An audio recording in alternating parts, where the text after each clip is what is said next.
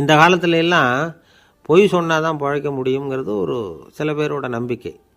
ஒரு அப்பாவுக்கு தன் மகனுக்கு பொய் சொல்ல தெரியலையேங்கிற கவலை. பொய் சொன்னால் தான் இந்த உலகத்தில் பிழைக்கலாம், ஆனால் இவனுக்கு அது தெரியலையே, அதனால் இவனை அழைச்சிட்டு போய் நடுக்கடலில் விட்டுட்டு வந்துடுவோம் அப்படின்னு அழைச்சிட்டு புறப்பட்டான். கடற்கரைக்கு போனான்.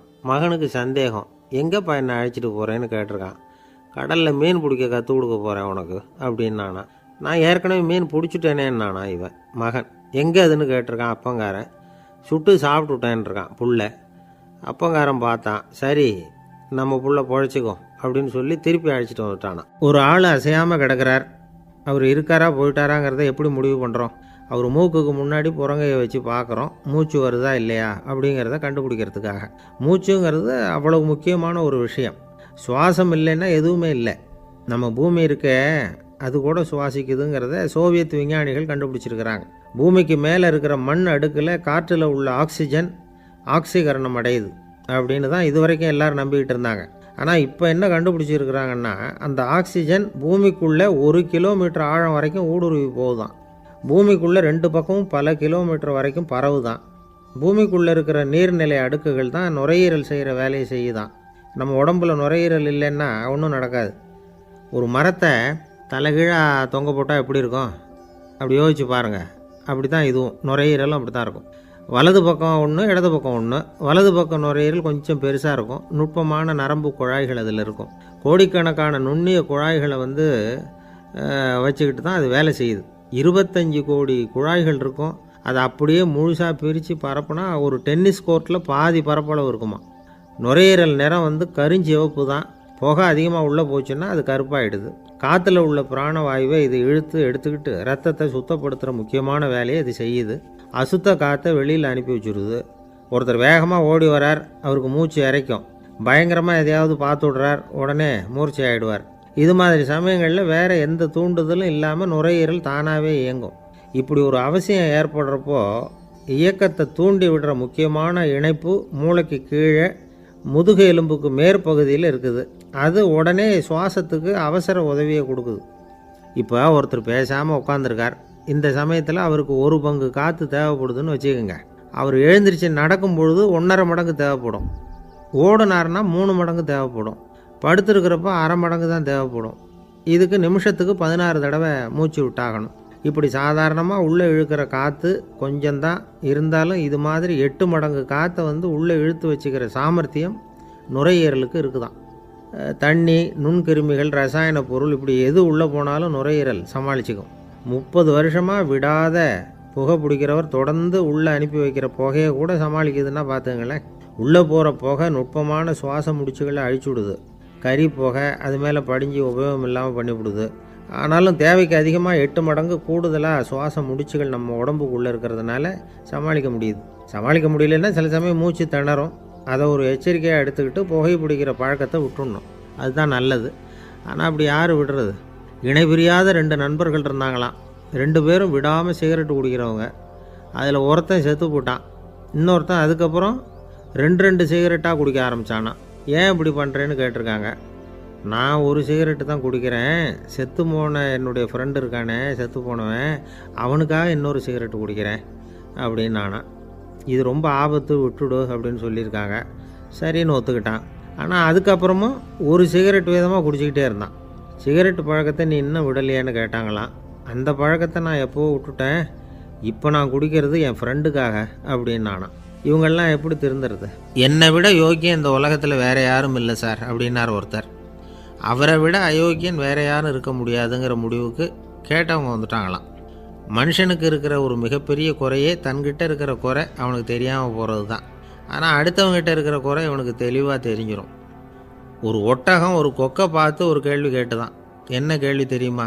உன் கழுத்து ஏன் இப்படி வளைஞ்சி போயிருக்குது அப்படின்னு கேட்டிருக்கு. இதுக்கு உடம்பே வளைச்சல். இது போய் கொக்கை கிண்டல் பண்ணுது. இன்றைக்கி மனித சுபாவமும் கிட்டத்தட்ட இப்படி தான் இருக்குது. இந்த உலகத்தில் குறையில்லாத மனிதர்கள் யாரும் கிடையாது, நாம் உள்பட அப்படிங்கிறத முதல்ல நாம் நல்லா புரிஞ்சுக்கணும். ஒரு ஊரில் ஒரு விற்பனை நிலையம் இருந்தது. செல்ல பிராணிகளை விற்பனை செய்கிற நிலையம் அது.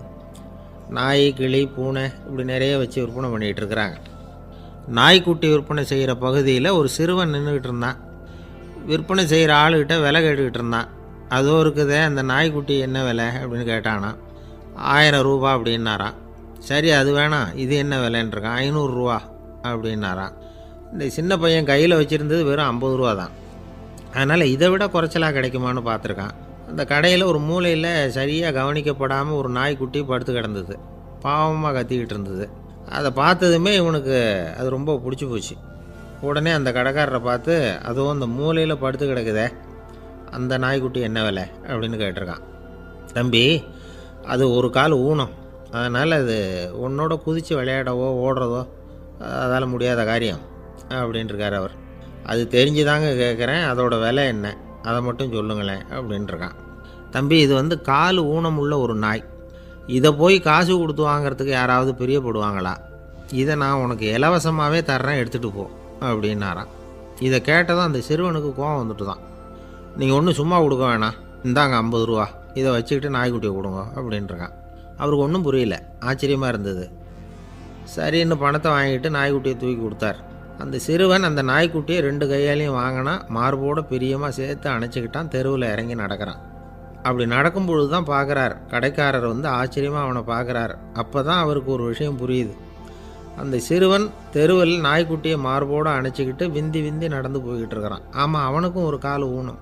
இந்த நாய்க்குட்டியை யாருமே வாங்க மாட்டாங்கன்னு நினச்சிக்கிட்டு இருந்தார். குறையுள்ள அதுக்கும் ஒரு எஜமானன் கிடச்சிட்டான். அதனால் ஊனம் ஒரு குறை இல்லை அப்படிங்கிற உண்மையை அந்த கடைக்காரர் புரிஞ்சுக்கிட்டாராம்.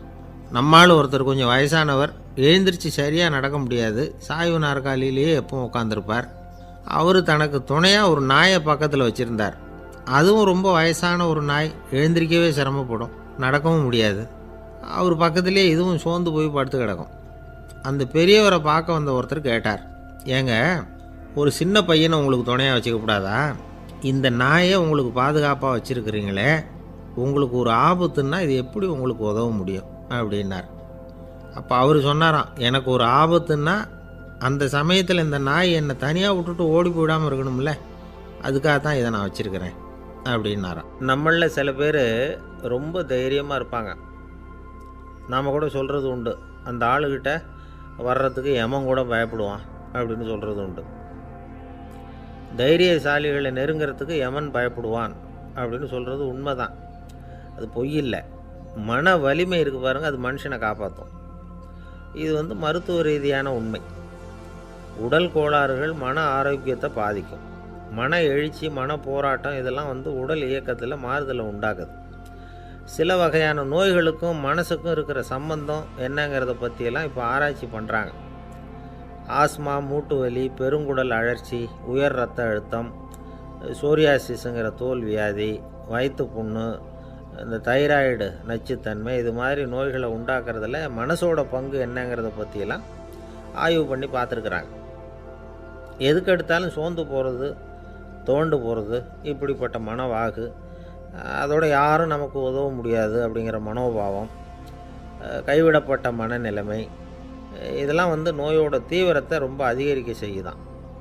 இவங்கெல்லாம் அந்த கை கால் வலிக்குது, உடம்பு அசதியாக இருக்குது, தூக்கம் வரல, முதுகு வலிக்குது, உடம்பில் வந்து உணர்ச்சி குறையுது, கை கால் விரல்லாம் மரத்து போகுது, இப்படி ஏதாவது சொல்லிக்கிட்டு டாக்டர்களை தேடி வந்துக்கிட்டு இருப்பாங்க. நெஞ்சு வலி வந்து யாருக்கு வருது தெரியுமா? பதற்றம், போட்டி மனப்பான்மை, அளவுக்கு அதிகமான வேகம், துடிப்பு, பேராசை, இதுலேயும் கட்டுப்பாடு, நேரம் தவறாமை, அப்புறம் இதெல்லாம் வந்து உள்ள மனவாக உள்ளவங்க இருக்கிறாங்கல்ல, அவங்க பெரும்பாலும் நெஞ்சு வலிக்கு ஆளாயிடுறாங்களாம். ஃப்ரீட்மேன் அப்படிங்கிறவர் நிறைய ஆராய்ச்சியெல்லாம் பண்ணி பார்த்துட்டு இதை உறுதிப்படுத்தியிருக்கிறார். அவர் பண்ணின ஆராய்ச்சியில் என்னெல்லாம் தெரிய வந்தது தெரியுமா? பொறுப்பு அதிகம் உள்ளவங்களுக்கு கண்டிப்பாக ரத்த அழுத்தம் வரும், அதிகமாக இருக்குமா. அதே மாதிரி கண்டிப்பாக இருக்கிறாங்கல்ல, அவங்களுக்கும் ரத்த அழுத்தம் அதிகரிக்குமா. ரத்த அழுத்தம் தனக்கு அதிகமாக இருக்குங்கிறத தெரிஞ்சுக்கிட்டவங்க தலைவலி, மயக்கம், இந்த தலை சுத்தல், அசதி, இது மாதிரியான உணர்வுகளை வந்து அவங்களுக்கு வந்துடும், அது மாதிரி உணர்வு. ஆனால் உண்மை என்ன தெரியுமா? இதெல்லாம் வந்து ரத்த அழுத்தத்தினால இல்லை. ரத்த அழுத்தம் கட்டுப்பாட்டுக்குள்ளே இருந்தால் கூட இவங்க இப்படி நினைக்கிறாங்களாம். இதுக்கு காரணம் மனசு தான் அப்படிங்கிறார் அவர். சில பேர் எப்படி தெரியுமா? ஒருத்தர் வந்து மாரடைப்பால் இறந்து போனார் அப்படின்னு கேள்விப்பட்டால் போதும், இறந்து போகிறதுக்கு காரணம் இதயம்தான் அப்படிங்கிற பீதியால் இதய தளர்ச்சி அப்படிங்கிற மனநோயால் பாதிக்கப்படுறார். இவங்கெல்லாம் அடிக்கடி தங்களுடைய இதய பகுதியை தொட்டு பார்த்துக்குவாங்க, நாடியை பிடிச்சி பார்த்துக்குவாங்க. அடிக்கடி மூச்சை உள்ளுக்கு இழுத்து வெளியில் விட்டு வலி வருதா அப்படின்னு பார்த்துக்கிட்டு இருப்பாங்க.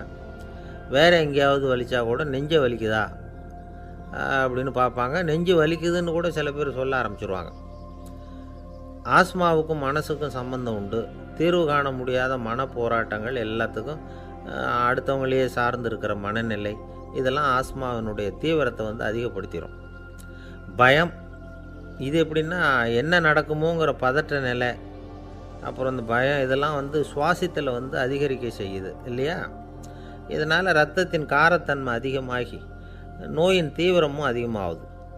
மன போராட்டம், மனக்கவலை, மன இறுக்கம் இதெல்லாம் வந்து தோல் வியாதியை தூண்டி விடுதான்.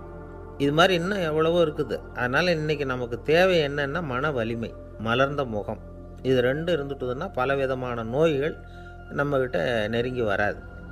டாக்டர், என்ன நெருங்காமல் இருக்கிறதுக்கு நான் ஒரு காரியம் பண்ணுறேன் அப்படின்னார் ஒருத்தர். அவர் என்ன அர்த்தத்தில் சொன்னார்னா, டாக்டர் வந்து அவரை நெருங்காமல் இருக்கிறதுக்கு அவர் ஒரு காரியம் பண்ணுறாராம். நண்பர்கிட்ட சொன்னார். நண்பர் கேட்டார், அது என்ன காரியம் பண்ணுற அப்படின்னு கேட்டார். தினம் ஒரு ஆப்பிள் பழம் சாப்பிட்றேன்னார் அவர். ஏன்னா ஆங்கிலத்தில் ஒரு பழமொழி சொல்லுவாங்கள்ல, an apple a day keeps doctor away அப்படிம்பாங்க. ஒரு ஆப்பிள் பழம் சாப்பிட்டா டாக்டர் விலகியே இருப்பார், டாக்டர்கிட்ட போக வேண்டிய அவசியம் இருக்காது அப்படிங்கிறதுக்காக அந்த பழமொழி சொல்கிறது. என்ன, நான் யாருமே நெருங்காமல் இருக்கிறதுக்கு நான் ஒரு காரியம் பண்ணுறேன்னார் இன்னொருத்தர். டாக்டர் நெருங்காமல் இருக்கிறதுக்கு ஆப்பிள் பழம் சாப்பிட்றேன்னார் அவர். என்னை யாருமே நெருங்காமல் இருக்கிறதுக்கு நான் ஒரு காரியம் பண்ணுறேன்னார் இன்னொருத்தர். அது என்னன்னு கேட்டோம். தினம் ஒரு பூண்டு சாப்பிட்றேன்னார். ஏ கார்லிக் எ டே கீப்ஸ் எவ்ரிபடி அவே அப்படின்னு அதுக்கு ஒரு புது விளக்கமும் கொடுத்தார். காசி மாநகரத்தை பிரம்மதத்தன் அப்படிங்கிற ராஜா ஆட்சி பண்ணிட்டு வந்தார். அவர் ஒவ்வொரு வருஷமும் ஒரு திருவிழா நடத்துறது வழக்கம். எல்லா தேசத்திலிருந்தும் எல்லா வகையான ஜனங்களும் அதில் வந்து கலந்துக்குவாங்க. ஒரு சமயம் அது மாதிரி விழா நடந்துக்கிட்டு இருந்தது. வைகுண்டத்திலேருந்து தேவலோகத்திலேருந்து நிறைய தேவகுமாரர்கள்லாம் காசி நகருக்கு அப்போது வந்திருந்தாங்க. அதில் முக்கியமாக ஒரு 4 தேவகுமாரர்கள், அந்த 4 பேரையும் சுற்றி ஏகப்பட்ட கூட்டம். அப்படி என்ன விசேஷம் அவங்கக்கிட்ட அப்படின்னா, மற்றவங்களை விட அவங்க முகம் அழகாக இருந்ததா அப்படி பார்த்தா அப்படியும் இல்லை. அவங்க அணிஞ்சிருந்த மலர் மாலைகள் தான் அதுக்கு காரணமாக. அந்த மலர்கள்லேருந்து அப்படி ஒரு அபூர்வமான நறுமணம். இதுக்கு முன்னாடி இப்படி ஒரு நறுமணத்தை அந்த ஊர் ஜனங்க அனுபவிச்சதே இல்லை. அதுதான் அந்த 4 பேரையும் சுற்றி கூட்டம். எல்லாரும் கேள்வி கேட்க ஆரம்பித்தாங்க. உடனே அந்த 4 தேவகுமாரர்களும் எல்லாருக்கும் தெரியும்படியாக வானத்தில் எழும்பி கொஞ்சம் உயரமாக நின்றுக்கிட்டாங்க. கீழே நின்றுக்கிட்டு இருந்த அரசன்லேருந்து ஆண்டி வரைக்கும் ஒருத்தர் பாக்கி இல்லாமல் ஒரே குரலில் எல்லாரும் அவங்கள பார்த்து, எங்களுக்கும் இது மாதிரி மாலையை போட்டுக்கணும்னு ஆசையாக இருக்குது, அதுக்கு நீங்கள் தான் அருள் பண்ணணும் அப்படின்னு கேட்டுக்கிட்டாங்க. மாலை போட்டுக்கிறதுனா எல்லாருக்கும் ஆசையாக தானே இருக்கும். அந்த 4 தேவகுமாரர்களில் ஒருத்தர் புத்தர் பிரான். அவர் சொன்னார், பூலோகவாசிகளே, நான் சொல்கிறத கொஞ்சம் பொறுமையாக கேளுங்க. கக்காரு அப்படிங்கிற கற்பக விருட்சத்தின் மலர்களால் தொடுக்கப்பட்டது இந்த மாலை. இதுக்கு நிறைய சக்தி உண்டு. எந்த காலமும் இது வாடாது, வாசனையும் குறையாது. ஆனால் இதை அணிந்து கொள்கிறதுக்கு சில தகுதிகள் தேவை அப்படின்னார். என்ன தகுதி அது சொல்லுங்களேன் அப்படின்னு ஏக காலத்தில் எல்லாரும் சத்தம் போட்டாங்க. தீய இயல்புகள் உள்ளவங்க, இழிந்த சிந்தனை, இழிந்த செயல் உள்ளவங்க இந்த மாலையை அணிய முடியாது அப்படின்னார். அவ்வளோதான். கூட்டத்தில் சத்தம் போட்டவங்கள்லாம் மெதுவாக அப்படி அடங்க ஆரம்பிச்சிட்டாங்க. இன்னொரு தேவகுமாரன் சொன்னார், அடுத்தவங்க பொருளை அபகரிக்காதவன், அடுத்தவங்களுக்கு கெடுதல் பண்ணக்கூடிய பொய் பேசாதவன், பேராசையினால் கெட்ட வழியில் பொருள் ஈட்ட நினைக்காதவன் இந்த மாலையை போட்டுக்கலாம் அப்படின்னார். கூட்டத்திலிருந்து யாரும் முன்னுக்கு வரல. ஒரே ஒரு ராஜகுரு மட்டும் கொஞ்சம் முன்னாடி வந்தார். பெரியவர், படித்தவர். அவர், எனக்கு தகுதி இருக்குது அந்த மாலையை போட்டுக்கிறதுக்கு அப்படின்னார். வேறு ஒன்றும் இல்லை, பொய் சொல்லியாவது அந்த மாலையை வாங்கிக்குவோமே அப்படின்னு முடிவு பண்ணிட்டார் அவர். அவ்வளோதான், மாலையை வாங்கிட்டார். அடுத்த தேவகுமாரன் பேசினார். யாருக்கு திடமான அறிவும் மனமும் இருக்குதோ, யாருக்கு நல்ல காரியங்களில் அசையாத ஈடுபாடு இருக்குதோ, நல்ல அரிய பொருள்களை தனியாக தான் மட்டும் அனுபவிக்க விரும்பாதவர் யாரோ அவர் முன்னாடி வந்து இந்த மாலையை வாங்கிக்கலாம் அப்படின்னார். அந்த தகுதியும் எனக்கு இருக்குன்னார் ராஜகுரு. மாலையை வாங்கி போட்டுக்கிட்டார். இன்னொரு ராஜகுமாரன் பேச ஆரம்பித்தார். அறநெறியில் செல்வம் சேர்க்கணும், ஆடம்பர பொருள்களுக்கு அடிமையாகக்கூடாது, வெற்றி அடைஞ்சாலும் கர்வம் வரக்கூடாது, அப்படிப்பட்டவங்க இந்த மாலையை போட்டுக்கலாம்னார். துணிஞ்சு பொய் சொல்லி அதையும் வாங்கி கழுத்தில் போட்டுக்கிட்டார் இந்த ராஜகுரு. இன்னொரு ராஜகுமாரன் சொன்னார், சான்றோர்களை நிந்திக்காதவங்க, புறம் பேசாதவங்க இந்த மாலையை போட்டுக்கலாம்னார். அதையும் வாங்கி போட்டுக்கிட்டார். திருவிழா முடிஞ்சுது, எல்லோரும் திரும்பி போயிட்டாங்க. மறுநாள் ராஜகுரு 4 மாலைகளையும் போட்டுக்கிட்டு ராஜசபைக்கு வரார். வந்தவர் ரொம்ப அவஸ்தையோடு வர்றார்.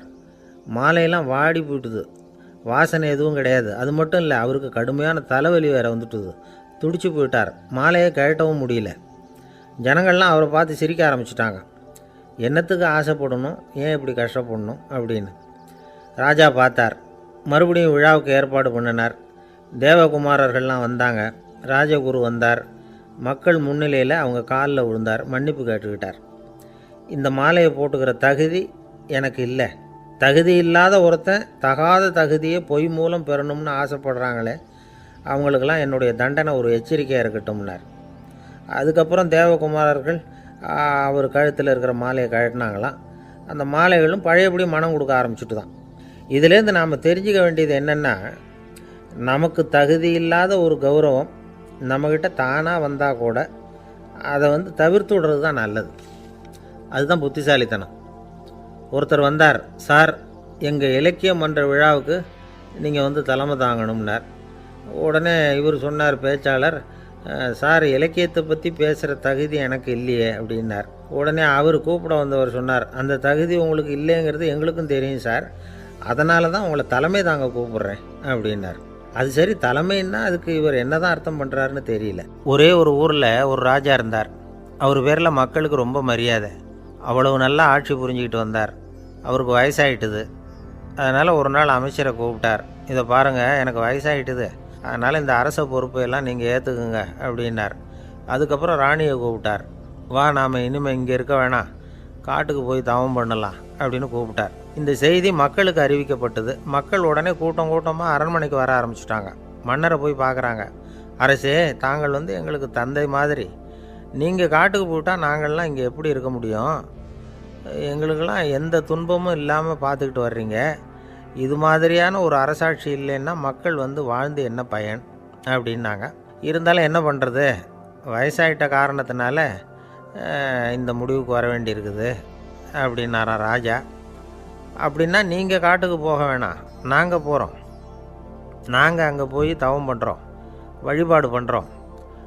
கடவுள் வருவார், அவர்கிட்ட வரம் வாங்கிட்டு வந்துடுறோம் அப்படின்னாங்களாம். அப்படி சொல்லிவிட்டு உடனே எல்லோரும் காட்டுக்கு போனாங்க. நாட்டு மக்கள் எல்லாரும் ஒட்டு மொத்தமாக காட்டில் உட்காந்துக்கிட்டு தவம் பண்ணுறதை பார்த்தார் கடவுள். உடனே புறப்பட்டு வந்தார். எல்லோரும் இப்படி உட்காந்துருக்குறீங்களே, என்ன வேணும் உங்களுக்கு அப்படின்னு கேட்டார். உடனே மக்கள் எல்லாரும் ஒரு குரலில் சொன்னாங்க, சுவாமி, எங்கள் மன்னன் ரொம்ப நாளைக்கு நல்லபடியாக இருக்கணும். அவர் மகிழ்ச்சியாகவும் உடல் நலத்தோடும் இருந்தால் தான் நாங்கள் அமைதியாக வாழ முடியும் அப்படின்னாங்க. சரி, அதுக்கு என்ன செய்யணும் அப்படின்னார் ஆண்டவன்.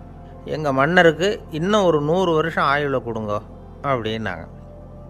அவ்வளவு தானே, சரி அப்படியே ஆகட்டும் அப்படின்னு சொல்லிவிட்டு ஆண்டவன் போயிட்டார்.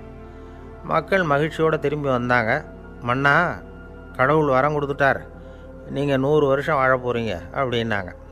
இதை கேட்டதும் ராணி ராஜாவை வணங்கி, நான் தவம் செய்ய போகிறேன் அப்படின்னு புறப்பட்டாங்க. உடனே மக்கள் என்ன நினச்சாங்க தெரியுமா? ஐயோ, நாம் ராஜாவுக்கு மட்டும்தானே நீண்ட ஆயுள் வேணும்னு வரம் வாங்கினோம், ராணிக்கு வாங்கலையே, அதுதான் கோபத்தில் புறப்பட்டாங்க போல இருக்குது அப்படின்னு நினச்சி வருத்தப்பட்டாங்க. ஆனால் ராணி நினச்சது அது இல்லை.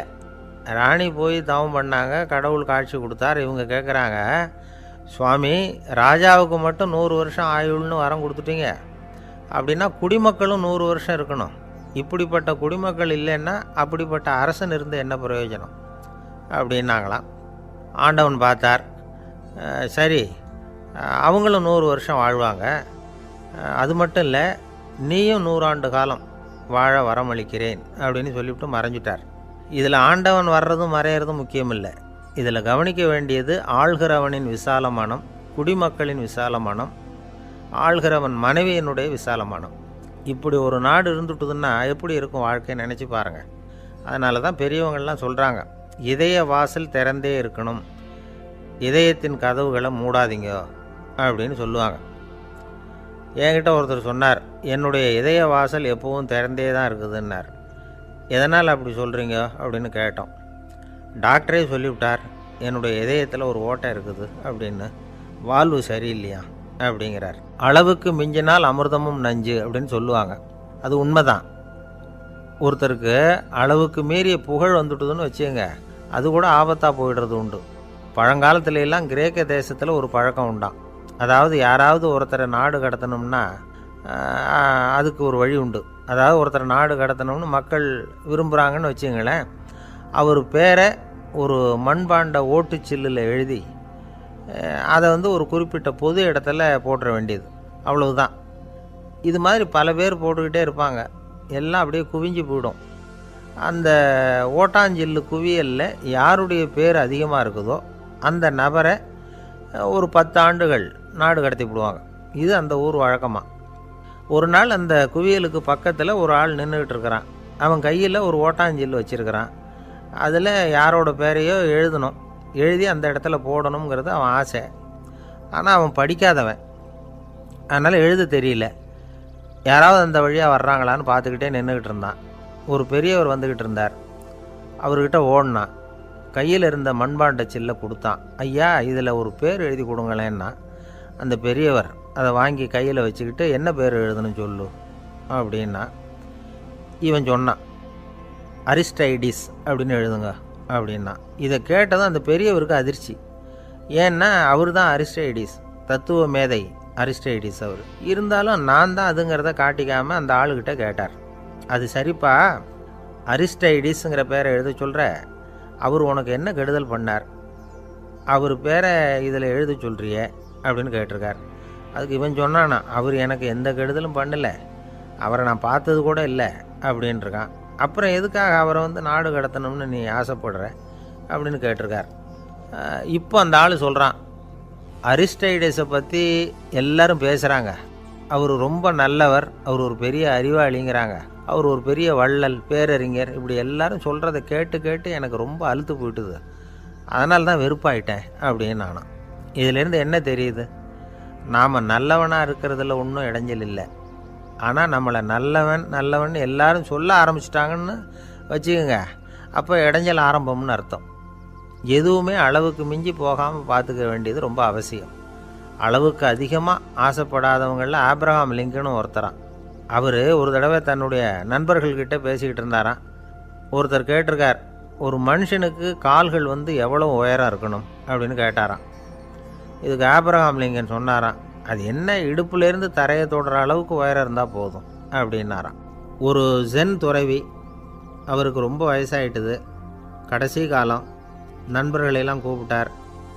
நண்பர்களே, நான் வித்தியாசமான முறையில் சாகணும்னு ஆசைப்படுறேன், அதுக்கு ஏதாவது யோசனை சொல்லுங்களேன் அப்படின்னு கேட்டாராம். நண்பர்கள் சிரித்தாங்க. என்ன பேச்சு பேசுகிறீங்க, சாவறதுங்கிறது என்ன விளையாட்டுத்தனமான காரியமா அப்படின்னு கேட்டிருக்காங்க. அந்த துறவி கொஞ்ச நேரம் யோசனை பண்ணார். அப்புறம் கேட்டாராம், இது வரைக்கும் யாராவது நடந்துக்கிட்டே இறந்துருக்குறாங்களா அப்படின்னாராம். எல்லாரும் இல்லைன்னாங்களாம். ஒருத்தர் மட்டும் சொல்லியிருக்கார், அப்படியும் ஒருத்தர் இறந்துருக்கிறதாக ஒரு கதையில் படிச்சிருக்கிறேன், ஒரு ஞானியால் தான் அப்படியெல்லாம் செய்ய முடியும் அப்படின்னு அவர் சொன்னாராம். சரி, அப்படின்னா அந்த முறை நமக்கு வேணாம், நின்றுக்கிட்டே யாராவது உயிரை விட்டுருக்காங்களா அப்படின்னு விசாரித்தாராம். அப்படியும் ஒருத்தர் இறந்துருக்கிறார் அப்படின்னாங்களாம். மறுபடியும் அந்த துறவி யோசனை பண்ணியிருக்கிறார், ஏதாவது வித்தியாசமான முறையில் நாம் போகணும் அப்படிங்கிறது அவருடைய விருப்பம். மனிதன் எப்படி வாழ்கிறானோ அப்படி இறப்பது தான் நல்லது. சரி, யாராவது தலைகீழாக யோகம் செய்யும் நிலையில் இறந்துருக்கிறாங்களா அப்படின்னு விசாரித்தாராம். நண்பர்கள் சிரித்தாங்க. தலைகீழாக நின்னபடி இறந்ததாக நாங்கள் கேள்விப்பட்டதே இல்லை, அது முடியாத காரியம் அப்படின்ட்டுருக்காங்க. இப்போ அந்த துறவிக்கு திடீர்னு உற்சாகம் வந்துட்டுது. உடனே எழுந்திரிச்சார், தலைகீழாக நின்னார், அப்படியே உயிரை விட்டுட்டார். அவ்வளோதான். அந்த மடாலயத்தில் ஒரே குழப்பம், எப்படி அவரை கீழே இறக்கி படுக்க வைக்கிறது அப்படின்னு புரியல. இப்படி உயிர் விடுறதை பற்றி அவங்க இது வரைக்கும் கேள்விப்பட்டதும் இல்லை. உண்மையிலேயே இவர் இறந்து தான் போனாராங்கிறதும் தெரியல. சோதித்து பார்த்தாங்க, இதய துடிப்பு, நாடி துடிப்பு எல்லாம் நின்று போயிருந்தது. இவர் எப்போவும் இப்படி தான், என்ன பண்ணுறது இப்போது அப்படின்னு சொல்லி எல்லோரும் குழம்பிக்கிட்டு இருக்கிற சமயத்தில் ஒரு பெரிய ஒரு யோசனை சொன்னார். இந்த துறவியோட மூத்த சகோதரி பக்கத்து மடாலயத்தில் இருக்கிறாங்க, அவங்கள இங்கே அழைச்சிட்டு வந்தால் ஏதாவது வழி கிடைக்கும் அப்படின்னார். அந்த அம்மாவுக்கு 90 வயசு. அழைச்சிட்டு வந்தாங்க. ஒரு குச்சியை ஊன்றிக்கிட்டு அப்படியே மெதுவாக நடந்து வந்தாங்க. வந்து தம்பி தலைகீழாக நின்று உயிர் விட்டு இறக்கிறத பார்த்தாங்க. தம்பின்னு கூப்பிட்டு பார்த்தாங்க, ஒன்றும் காணும். உடனே என்ன பண்ணாங்க, தன்னுடைய கைத்தடியால் தம்பியோட உடலை ஒரு தட்டு தட்டினாங்க. ஏப்பா சாகிறப்பவும் உன்னுடைய குறும்புத்தனத்தை விடலையா, இப்படியாடா சாகிறது, ஒழுங்காக செத்து தொலை அப்படின்னாங்களாம். அவ்வளவுதான். உடனே அந்த துறவி திரும்பி நேராக நின்னார். அக்கா கோவப்படாத, நான் ஒழுங்காக சாகிறேன், எப்படி செத்தா என்ன, எல்லாம் எனக்கு ஒன்று தான் அப்படின்னு சொல்லிவிட்டு அப்படியே தரையில் படுத்து உயிரை விட்டாராம். அதுக்கப்புறம் அந்த அம்மா கோலை வந்து கையில் எடுத்துக்கிட்டு அப்படியே திரும்பி கூட பார்க்காம அவங்க பாட்டுக்கு போயிட்டாங்களாம். மரணத்தை ஒரு விளையாட்டாக ஆக்கிய அந்த துறவிக்கு வாழ்க்கையே ஒரு விளையாட்டாக தான் இருந்திருக்குது. எந்த நோக்கமும் இல்லாமல் செயல்படுறதுன்னா என்னங்கிறதும் அவருக்கு தெரிஞ்சிருக்குது. பயனை எதிர்பார்க்காமல் பணி செய்து வாழ்ந்து மறைந்த மகான் அவர். தம்முடைய தொழிலை வந்து விளையாட்டு போல் செய்ய தெரிஞ்சவருக்கு வாழ்க்கையே ஒரு விளையாட்டாக மாறிடும். எல்லாமே விளையாட்டாகி விடுகிற போது மரணமும் விளையாட்டாகிவிடும் அப்படிங்கிறது தான் அந்த தத்துவம். ஆனால் அதுக்கு முன்னாடி உங்களுக்குள்ளே இருக்கிற உண்மையான நடிகனை வந்து நீங்கள் அடையாளம் கண்டுபிடிக்கணும். நீங்கள் நடிக்க வேண்டியதே இல்லை, நீங்கள் ஏற்கனவே நடிச்சுக்கிட்டு தான் இருக்கிறீங்க. நீங்கள் இந்த உண்மையை தெரிஞ்சுக்கணும், அவ்வளவுதான். இதுதான் ஞானிகளுடைய கருத்து. நீங்கள் தெருவில் நடந்து போயிட்டுருக்கிறீங்க, எதிரில் வர்றவர் உங்களை பார்த்து எப்படி இருக்கிறீங்கன்னு கேட்குறார். நல்லா இருக்கிறேங்கிறீங்க. உண்மையிலேயே நாம் நல்லா இருக்க மாட்டோம், ஏதாவது உடம்புல கோளாறு இருக்கும். ஆனால் அப்படி சொல்லுவோம் நல்லா இருக்கிறேன் அப்படின்னு. அது நடிப்பு தானே. உங்களை சந்தித்ததில் ரொம்ப மகிழ்ச்சி அப்படின்னு சொல்கிறோம். உடனே கொஞ்சம் நிதானமாக யோசித்து பாருங்கள், உண்மையிலேயே உங்கள் மனசு மகிழ்ச்சி அடைஞ்சுட்டுதா? அது நடிப்பு தானே. வாழ்க்கையை சரியாக புரிஞ்சுக்கிட்டால் எல்லாமே நடிப்புங்கிறது புரியும். கல்யாண பத்திரிக்கை அனுப்பியிருந்தேனே, ஏன்டா வரலன்னு கேட்டான் ஒருத்தன். வந்திருந்தேனே அப்படின்னானா இவன். டேய் ஏன்டா போய் சொல்கிற, நான் பத்திரிக்கையே உனக்கு அனுப்பலையே அப்படின்ட்டுருக்கான் அவன். அதுக்கு இவன் சொன்னானா, பத்திரிக்கை அனுப்புனேன்னு நீ போய் சொல்கிறப்போ கல்யாணத்துக்கு வந்தேன்னு நான் போய் சொல்லக்கூடாதா அப்படின்னானா. ஒரு பெரிய பியானோ கலைஞர் வியன்னாவில் இருந்தார். ரொம்ப புகழ்பெற்ற இசைக்கலைஞர் அவர். இங்கிலாந்து மகாராணி விக்டோரியா அவருடைய சங்கீதத்தை கேட்கணும்னு ஆசைப்பட்டாங்க. அவரை அரண்மனைக்கு கூப்பிட்டாங்களாம். பியானோ வாசிக்க சொல்லி கேட்டாங்களாம். இவரும் ரொம்ப பிரமாதமாக வாய்ச்சி காட்டியிருக்கார். உடனே பாராட்டி பரிசுகள்லாம் கொடுத்து அனுப்புனாங்களாம். அந்த இசையை கேட்குறதுல அரசிக்கு ரொம்பவும் ஆர்வம் உண்டு. அதனால் அதுக்கப்புறமும் அந்த கலைஞர் அடிக்கடி அரண்மனைக்கு வர வேண்டிய அவசியம் ஏற்பட்டது. ஏன்னா அரசி கூப்பிட ஆரம்பித்தாங்க. இவர் போகணும், அங்கே இசை நிகழ்ச்சி நடத்தணும். இவர் அங்கே பாடி வாசிக்கிறது உண்டு. ஒரு தடவை வந்து மகாராணி அவரை பார்த்து உங்கள் நாட்டு தேசிய கீதம் பாடுங்களேன் அப்படின்னு கேட்டாங்களாம். உடனே அவர் தன்னுடைய நாடான ஆஸ்திரியாவின் தேசிய கீதத்தை பாடியிருக்கிறார். அவர் பாட ஆரம்பித்த உடனே மகாராணி எழுந்திரிச்சு நின்னாங்களாம். அதுக்கு மரியாதை செலுத்துகிற நோக்கத்தோடு பாட்டு முடிகிற வரைக்கும் அப்படியே நின்றுக்கிட்டு இருந்தாங்களாம். இதுதான் அந்த அரசியினுடைய பெருந்தன்மை. அதாவது நாட்டுப்பற்றுங்கிறது அந்த அளவுக்கு அப்படி இருக்கணும். இப்படி ஒரு அரசியே நம்ம நாட்டு தேசிய கீதத்துக்கு எழுந்திரிச்சு நின்று மரியாதை செலுத்துகிறாங்க அப்படிங்கிறத புரிஞ்சிக்கும் பொழுது அந்த முதிய கலைஞரின் மகிழ்ச்சிக்கு அளவே இல்லையாம். அதுக்கப்புறம் அந்த பியானோ கலைஞர் ஒரு நாள் தன்னுடைய நண்பர் ஒருத்தர்கிட்ட பேசிக்கிட்டு இருந்தாராம். அப்போ சொன்னாராம், மகாராணியார் வந்து எனக்கு எவ்வளவோ பரிசுகள்லாம் கொடுத்துருக்குறாங்க. ஒரு தடவை எனக்கு வைரக்கல் பதித்த அணி ஒன்றை கூட பரிசாக கொடுத்தாங்க. ஆனால் அதை விட உயர்ந்த விலை மதிக்க முடியாத அணி என்ன தெரியுமா, நான் என்னுடைய நாட்டு தேசிய கீதத்தை நான் பாடுறப்போ அவங்க எழுந்திரிச்சு நின்று மரியாதை செலுத்தினாங்களே, அதுதான் எனக்கு கிடைச்ச மிகப்பெரிய பரிசு அப்படின்னாராம். எனக்கு தெரிஞ்ச சங்கீத வித்வான் ஒருத்தர் இருக்கார். சமீபத்தில் ஒரு நாள் அவரை பார்த்தேன். எப்படி போயிட்டுருக்கு உங்கள் தொழில் அப்படின்னு கேட்டேன். ரொம்பவும் வித்தியாசமாக போயிட்டுருக்குங்க அப்படின்னார். என்ன சொல்கிறீங்க அப்படின்னேன். முன்னாடியெல்லாம் நான் பாடினா எதிரில் இருக்கிறவங்க தான் எழுந்திரிச்சு போயிட்டு இருந்தாங்க. இப்போ எப்படின்னா நான் பாட ஆரம்பிச்சுட்டா உடனே பக்கவாத்தியக்காரனே எழுந்திரிச்சு போயிடுறான் அப்படின்னார் ரொம்ப வேதனையோட. பொங்கல் திருநாள், பொங்கல் திருநாள்னால் இது ஏதோ அறுவடை திருநாள் அப்படின்னு சொல்லுவோம்.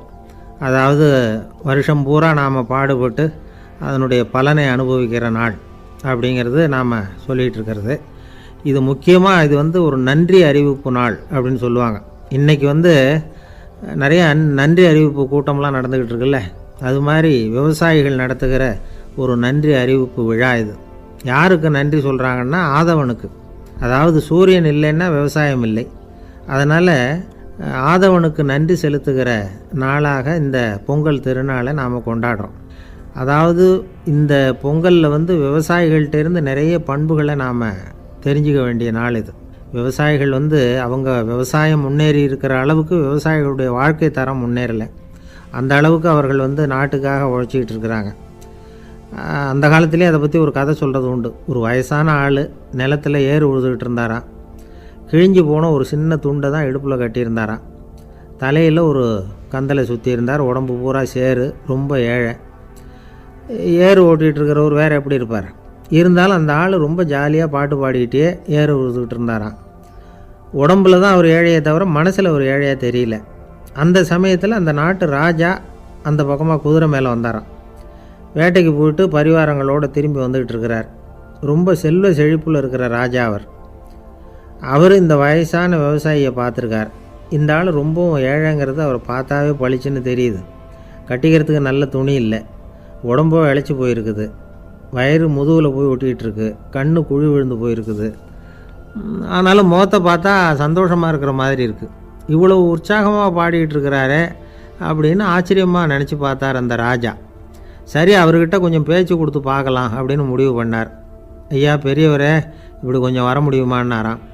பொழுது போகிறதுக்குள்ளே நான் இந்த வயல் பூரா உழவு ஓட்டி ஆகணும், அதனால் பேசுகிறதுக்கு நேரம் இல்லை அப்படின்னாராம் அந்த பெரியவர். என்ன அவ்வளவு அவசரமாக? மீதி இருந்தால் நாளைக்கு உழுதக்கூடாதா? அது சரி, உனக்கு எத்தனை ஏக்கர் நிலம் இருக்குது அப்படின்னு விசாரிச்சிருக்கார் ராஜா. எனக்குன்னு சொந்தமாக உள்ளங்கை அளவு கூட நிலம் கிடையாது.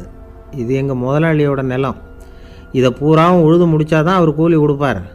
நான் கூலிக்கு உழுதுகிட்டு இருக்கிறேன். உங்ககிட்ட பேசிக்கிட்டு இருந்தால் அவருக்கு துரோகம் பண்ணது மாதிரி ஆகிடும் அப்படின்னாராம். ராஜா குதிரையை விட்டு கீழே இறங்கினார். வரப்பில் நடந்து அந்த பெரியவர்கிட்டே போனாராம்.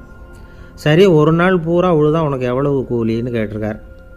8 அணா கூலி கிடைக்கும்னாராம் அவர். இது ரொம்ப காலத்துக்கு முன்னாடி நடந்த ஒரு சம்பவங்கிறதுனால அப்போ 8 அணா கூலிங்கிறது ரொம்ப பெருசு. இருந்தாலும் அதுவும் அந்த ராஜாவுக்கு பெரிய கூலியாக தெரியல. இவ்வளவு தானா, இதை வச்சுக்கிட்டு நீ எப்படி காலம் தள்ளுற அப்படின்னாராம். ஒன்றும் கவலை இல்லை அப்படின்னாராம் அவர். ராஜாவுக்கு ரொம்ப ஆச்சரியமாக போச்சு. 8 அணா கூலி வாங்குகிற இந்த ஆள் கவலை இல்லாமல் இருக்கிறார், ஏராளமான வசதியோடு இருக்கிறன்னா கவலை இல்லாமல் வாழ முடியலையே அப்படின்னு நினச்சி பார்த்துருக்கார். அது சரி, 8 அணாவில் எப்படி குடும்பம் நடத்துகிற அப்படின்னு கேட்டாராம். எனக்கு கிடைக்கிற 8 அணாவில் 2 அணா குடும்பத்துக்கு செலவழிக்கிறேன், 2 அணா பழைய கடனுக்கு கொடுக்குறேன், 2 அணா வந்து தர்மம் செய்கிறேன், 2 அணா வட்டிக்கு கொடுக்குறேன், ஒரு குறையும் இல்லைன்னாராம். ராஜாவுக்கு ஒன்றும் புரியல. எனக்கு ஒன்றும் புரியலேன்னு இருக்கார். ஐயா, எனக்கும் என் மனைவிக்கும் 2 அணா செலவாகுது.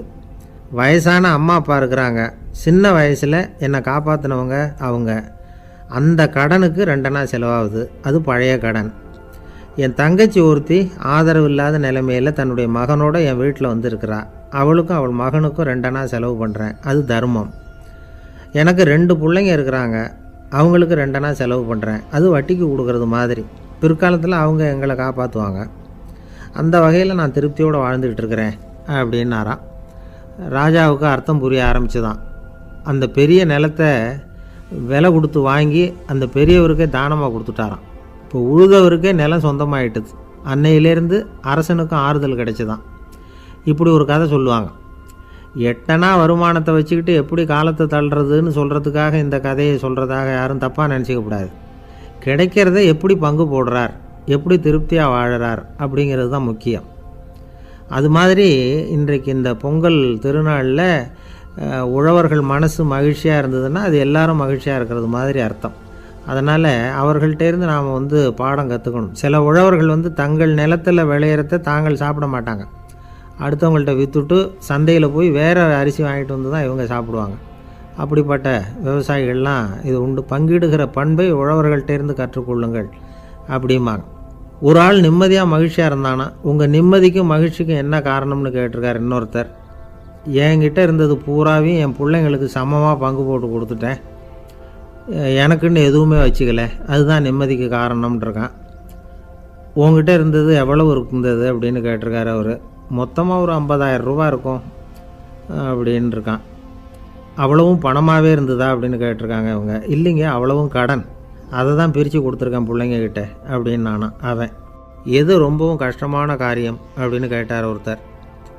ஒருத்தருக்கு ஒருத்தர் சண்டை போடாமல் இருக்கிறது தான் ரொம்ப கஷ்டமான காரியம் அப்படின்னு தோணுது.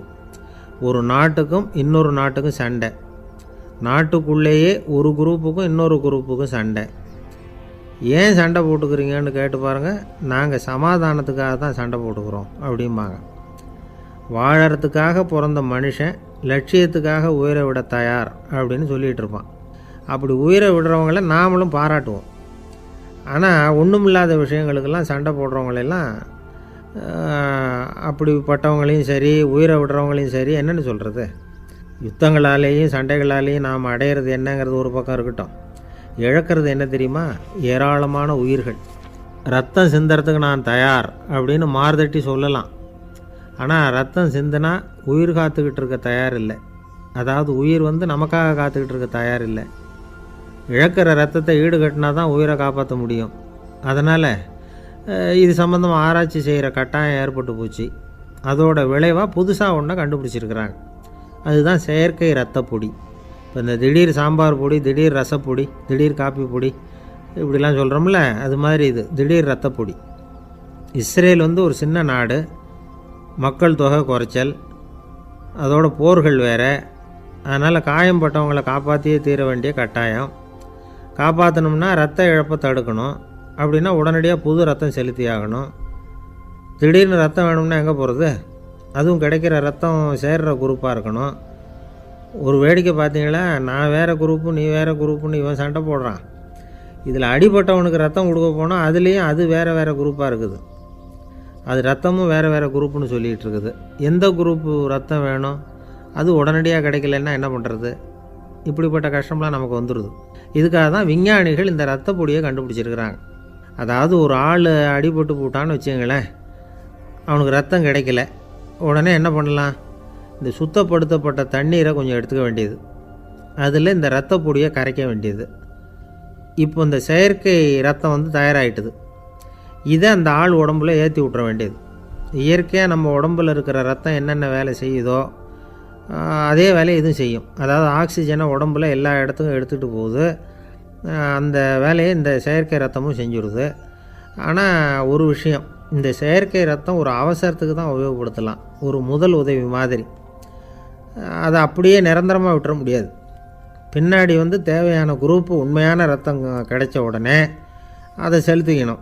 உண்மையான ரத்தத்தை 20லேருந்து 40 நாள் வரைக்கும் தான் பாதுகாக்க முடியும். அதுவும் குளிர்பதன பெட்டியில். அதுக்குள்ளே உபயோகப்படுத்தலைன்னா அது வீணாக போயிடும். இந்த ரத்த பொடி அப்படி இல்லை, எவ்வளோ நாள் வேணும்னாலும் அப்படியே வச்சுருக்கலாம். குளிர்பதன பெட்டியும் தேவையில்லை. ஆனால் ஒன்று, இது தண்ணியில் கலந்து செயற்கை ரத்தமாக ஆக்கிவிட்டா அதோட வலு 72 மணி நேரம் தான். அதாவது 3 நாள். அதுக்குள்ளே அந்த ஆசாமியை எங்கேயாவது ஆஸ்பத்திரிக்கு தூக்கிட்டு போய் உண்மையான ரத்தத்தை கொடுத்துடணும். சண்டையில் அடிபடுறவங்க, சாலை விபத்தில் அடிபடுறவங்க, இவங்களுக்கெல்லாம் அவசரத்துக்கு கை கொடுத்து உதவுறது இந்த செயற்கை ரத்த பொடி.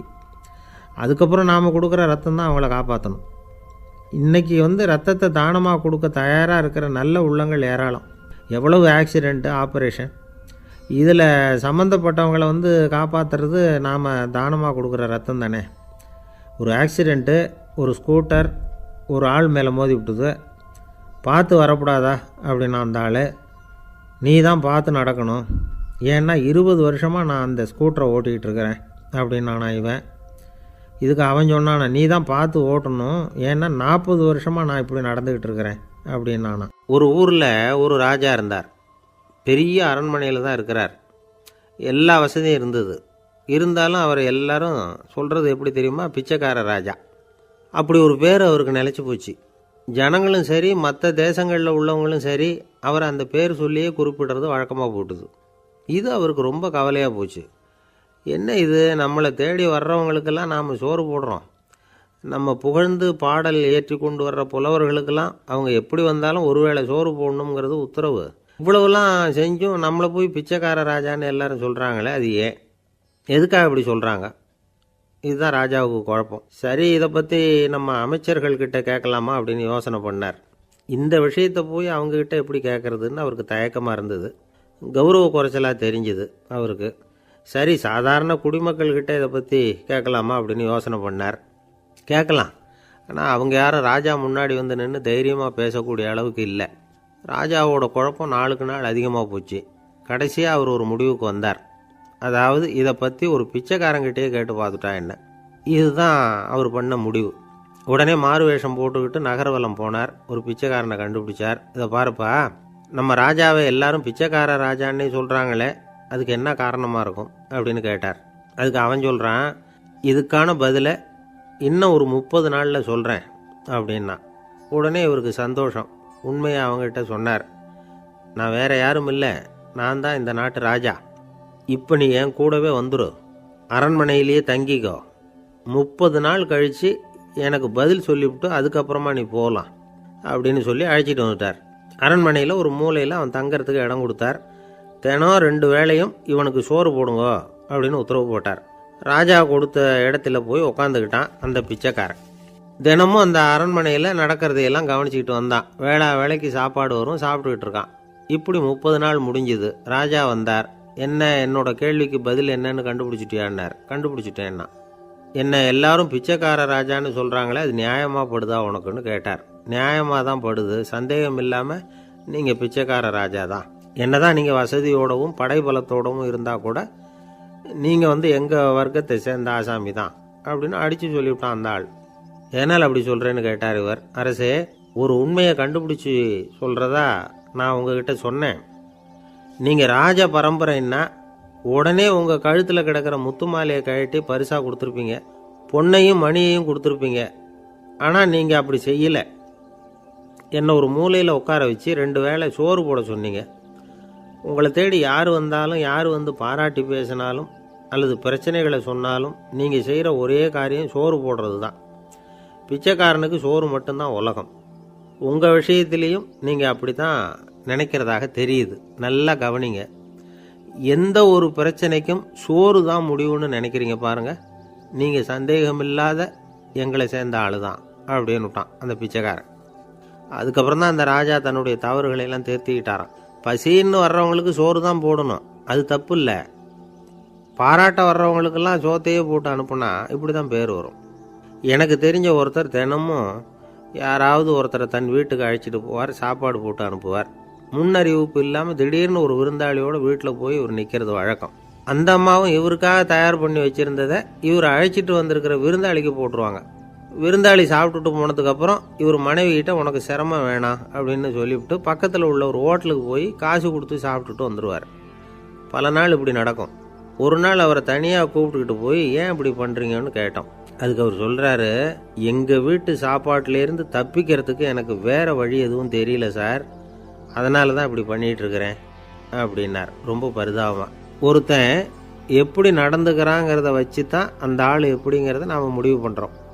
ஆளுமைன்னு சொல்கிறோம்ல, அதுக்கு சூழ்நிலைகளை ஆளுகின்ற தன்மை அப்படின்னு விளக்கம் கொடுக்குறார் ஒரு உளவியல் நிபுணர். சரி, ஒரு மனிதனுடைய ஆளுமையை உருவாக்குகிற விஷயங்கள் என்னென்ன? பிறப்பு, வளர்க்கப்பட்ட விதம், படிப்பு, நண்பர்கள், சமுதாயம், இப்படி நிறைய உண்டு. ஆளுமையின் அடிப்படையில் சில மனநோய்கள் உண்டாகுது. அதெல்லாம் என்னென்னங்கிறத தெரிஞ்சு வச்சுக்கிட்டோம்னா நம்ம கூட இருக்கிறவங்கள அடையாளம் கண்டுபிடிக்கிறதுக்கு அது ரொம்ப உபயோகமாக இருக்கும். ஃப்ரெனாய்டு ஆளுமை அப்படின்னு ஒன்று. இந்த கோளாறு உள்ளவங்க எப்படி இருப்பாங்க தெரியுமா?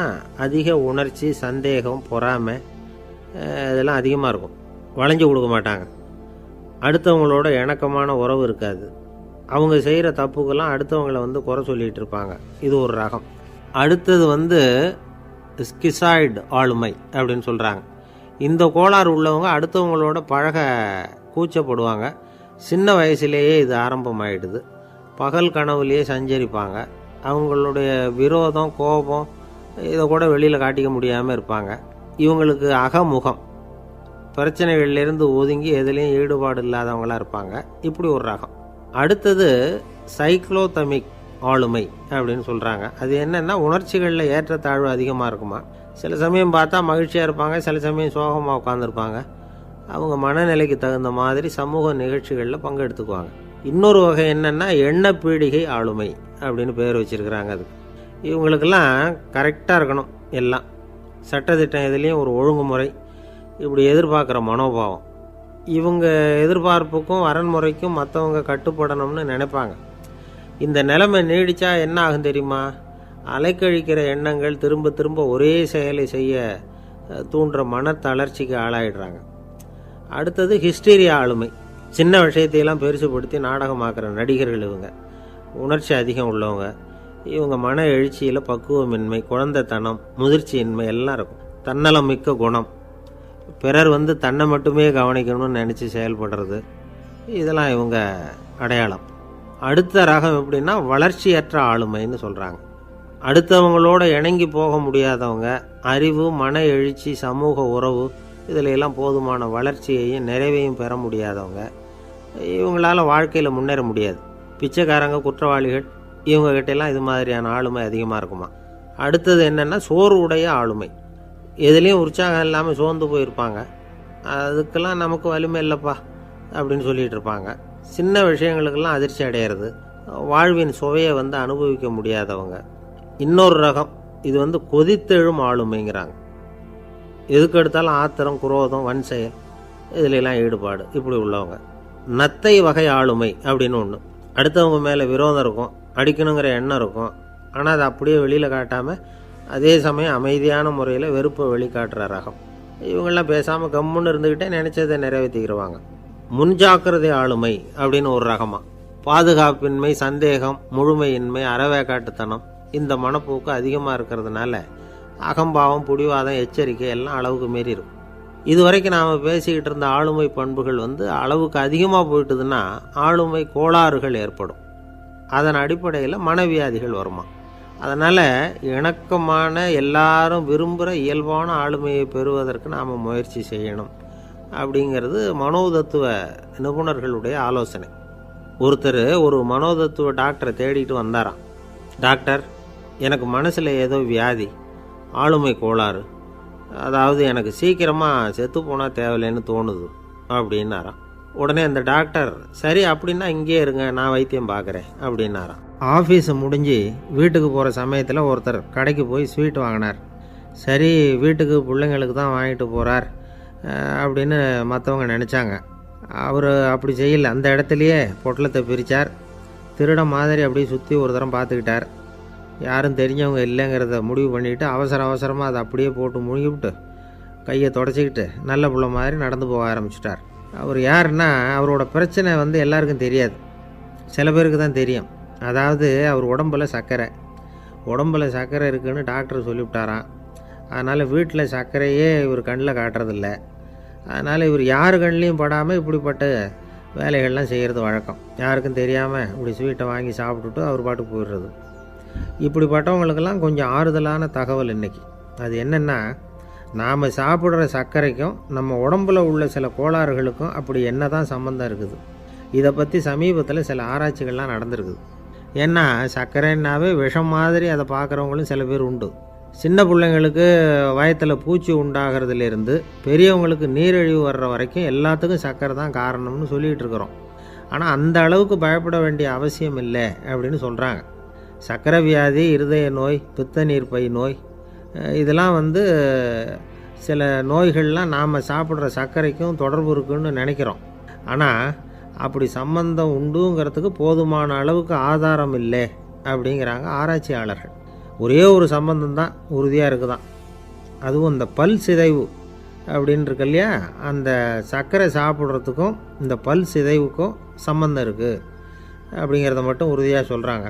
சர்க்கரைன்னா நாம் சாப்பிட்ற ஜீனி மட்டும் இல்லை, பழம், காய்கறி, பால், தேன் இப்படி எல்லாத்துலேயும் அது இருக்குது. கேரட்டு கொடுக்குற சத்தில் 88% சர்க்கரை, ஆப்பிள் கொடுக்குற சக்தியில் 95% சர்க்கரை. இது ஜீனி சர்க்கரை, இது ஆப்பிள் சர்க்கரை அப்படிங்கிற வித்தியாசம்லாம் உடம்புக்கு கிடையாது.